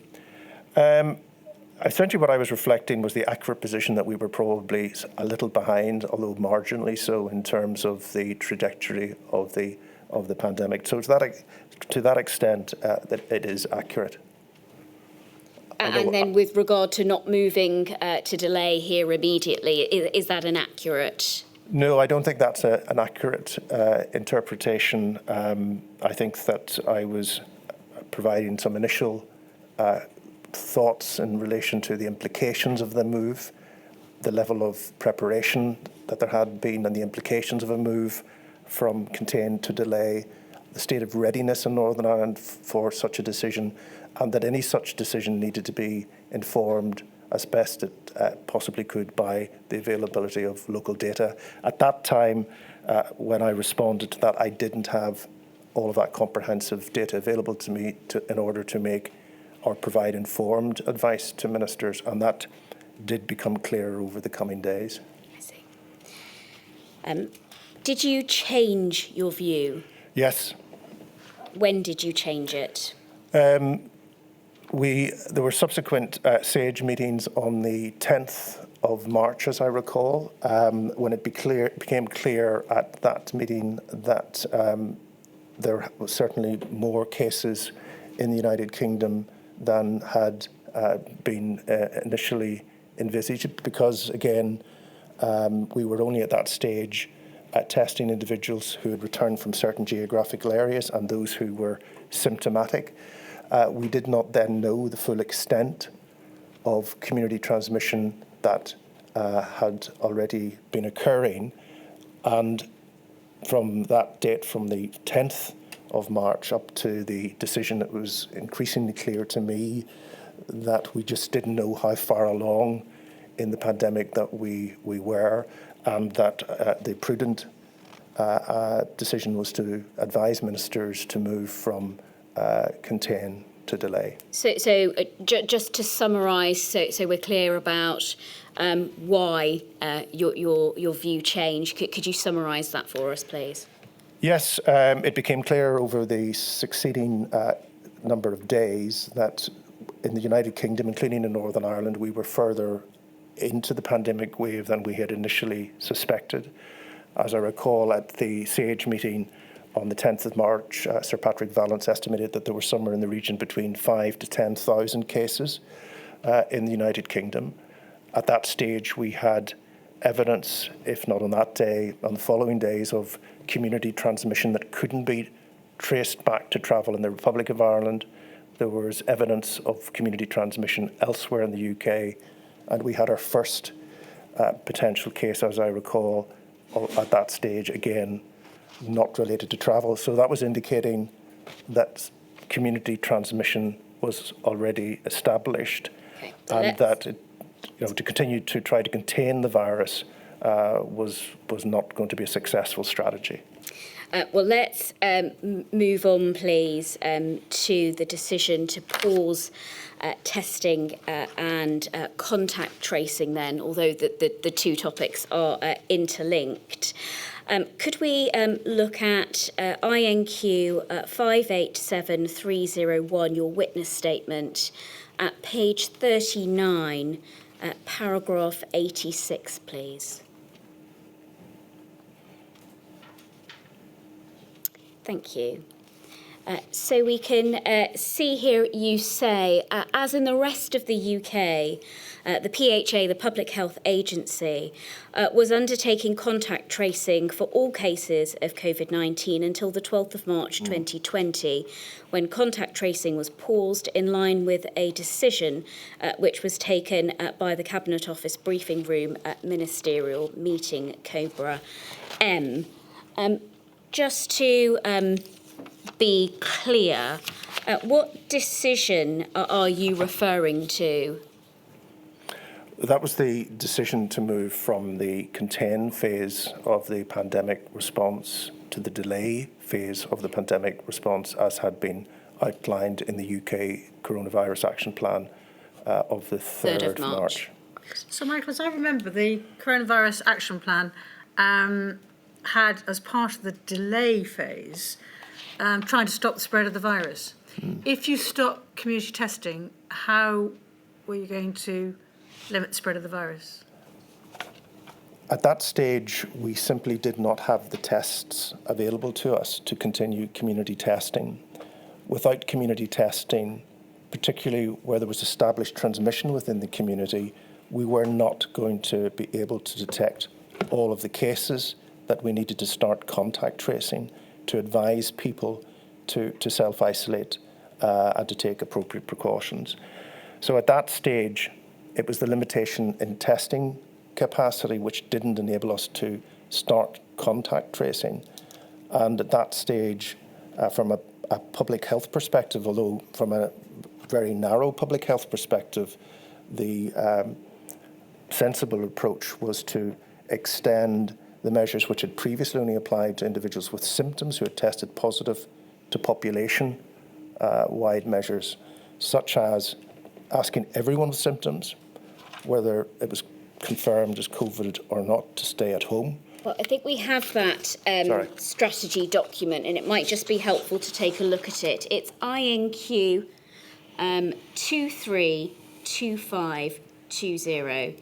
232520. And if we go to page 3, please, just to orientate ourselves to the document.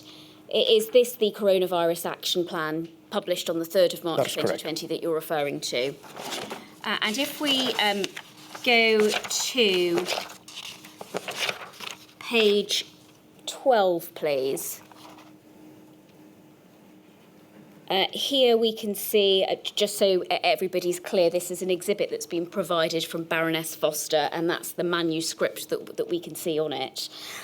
There we've got contain, delay, research, mitigate towards the bottom of the page. Under contain, it says detect early cases, follow up close contacts and prevent the disease taking hold in this country for as long as is reasonably possible.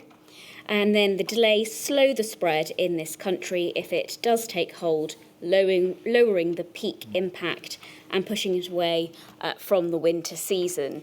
So by definition, that would be seem to be how those particular phases are termed. Would you agree with that?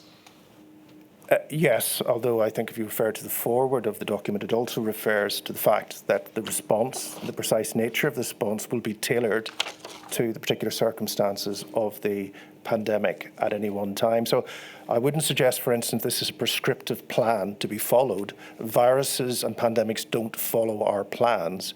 This was a phased response, and with proposed interventions at each stage. But as you know, the best well-laid plans, we moved very rapidly, effectively, from delay almost to a measure which was suggested later in the document. Just you're familiar with this document, aren't you? Oh, I am. Yes. Yes. Yeah. I think you've been taken to it a number of times before. But just help us with this, with your familiarity of it. Would you accept that there is no reference to stopping or pausing testing or contact tracing within it? No, there is. I think it's in paragraph 4.46 somewhere, where it talks about mitigation phase, where it says there will be less reliance on population preventative measures such as... That's at page 14. Let's just have it up. Paragraph 4.6. Does that help you with the part that you're looking for? No. Okay.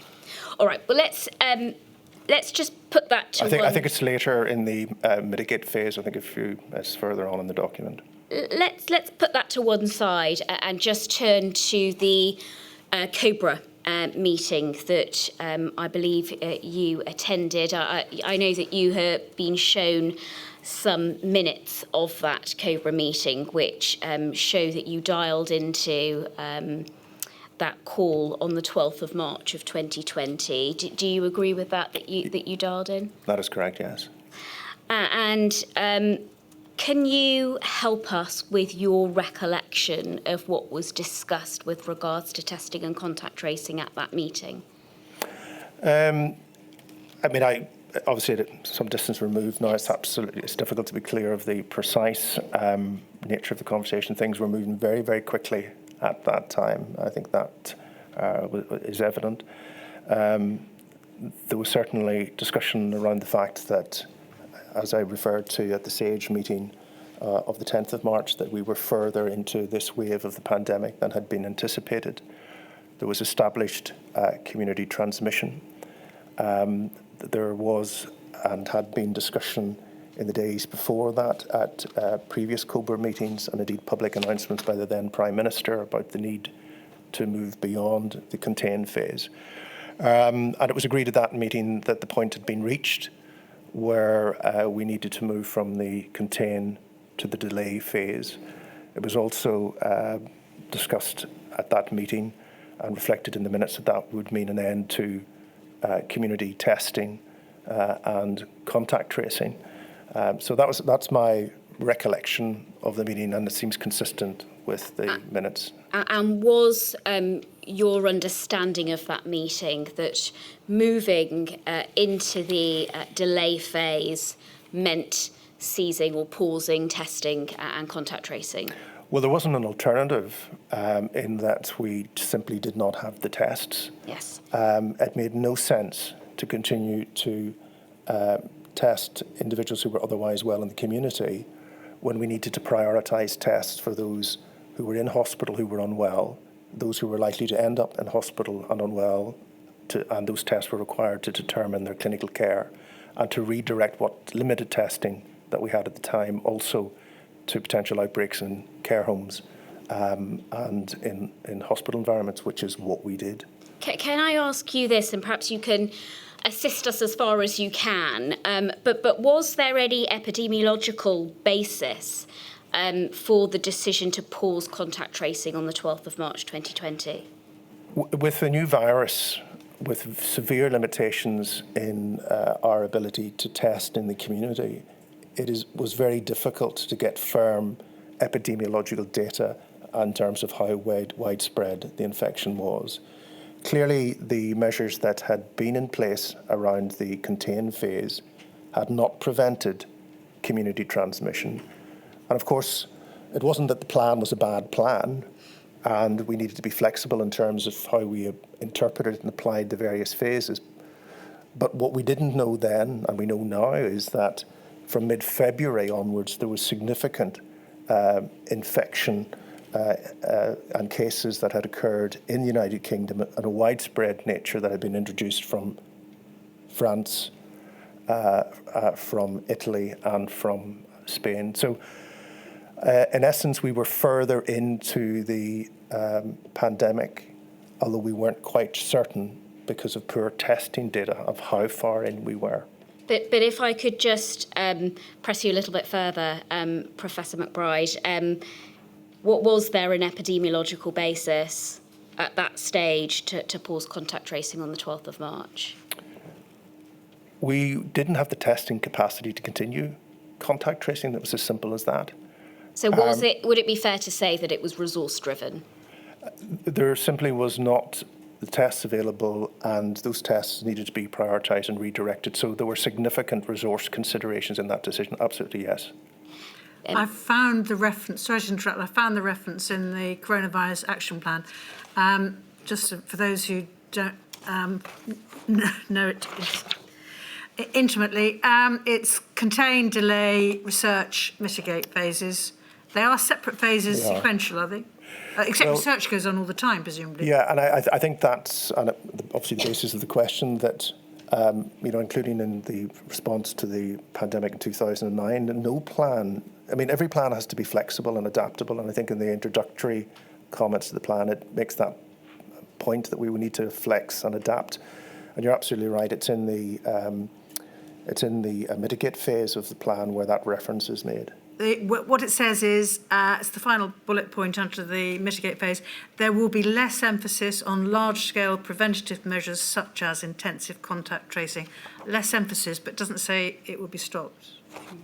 No. And, you know, had we had the testing capacity, it certainly may have been possible to continue that approach for longer, but simply, as Council has indicated, we did not have the tests available to us, and those that we had to be reprioritised. Thank you. I'm just wondering whether we can have a little bit of clarity in terms of the decision to move from contain to delay.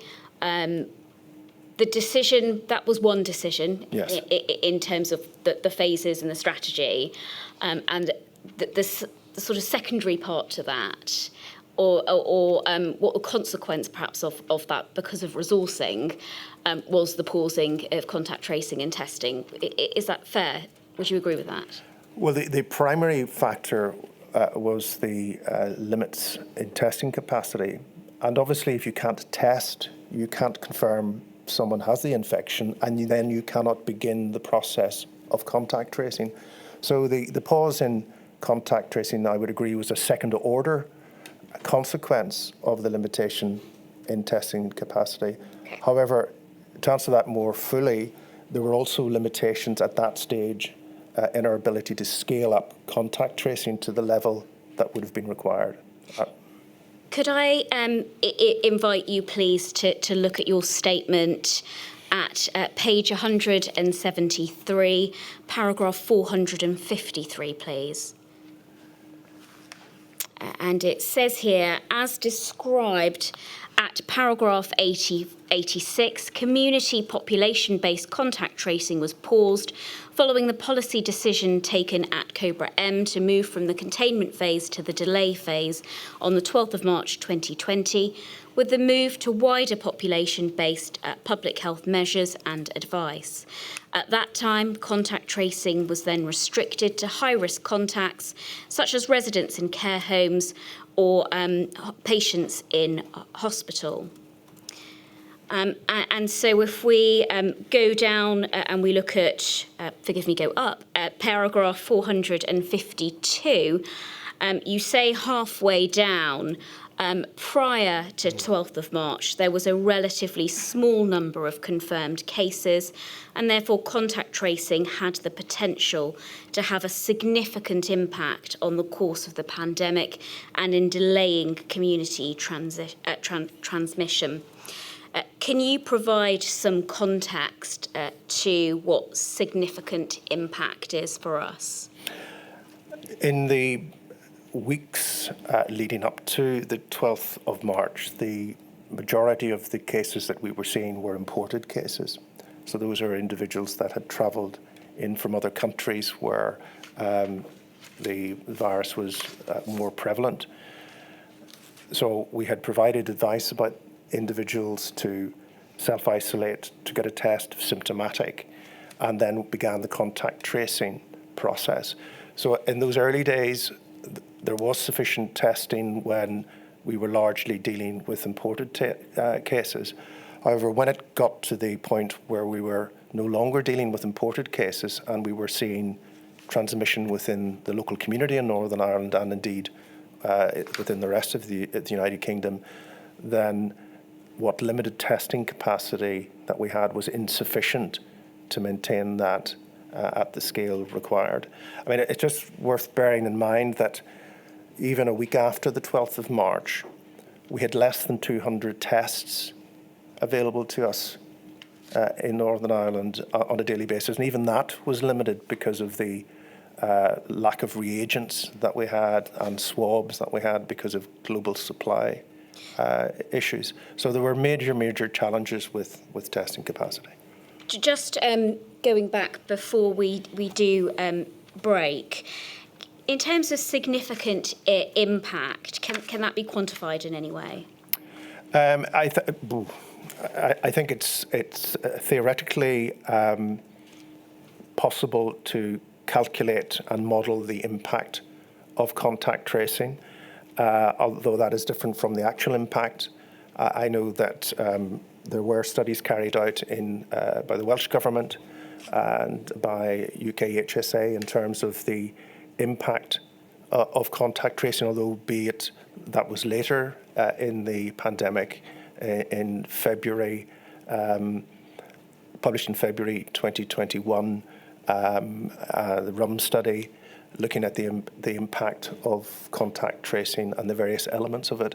We did not carry out in Northern Ireland any specific analysis of the theoretical impact of contact tracing, but I have absolutely no doubt that it was effective in lowering community transmission, preventing excess deaths, and preventing our health service from being overwhelmed. Thank you. I think, is that a convenient moment? It is indeed.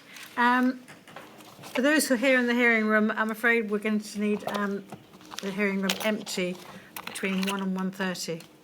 And I shall return at 10 to 2. Sorry about the breaks.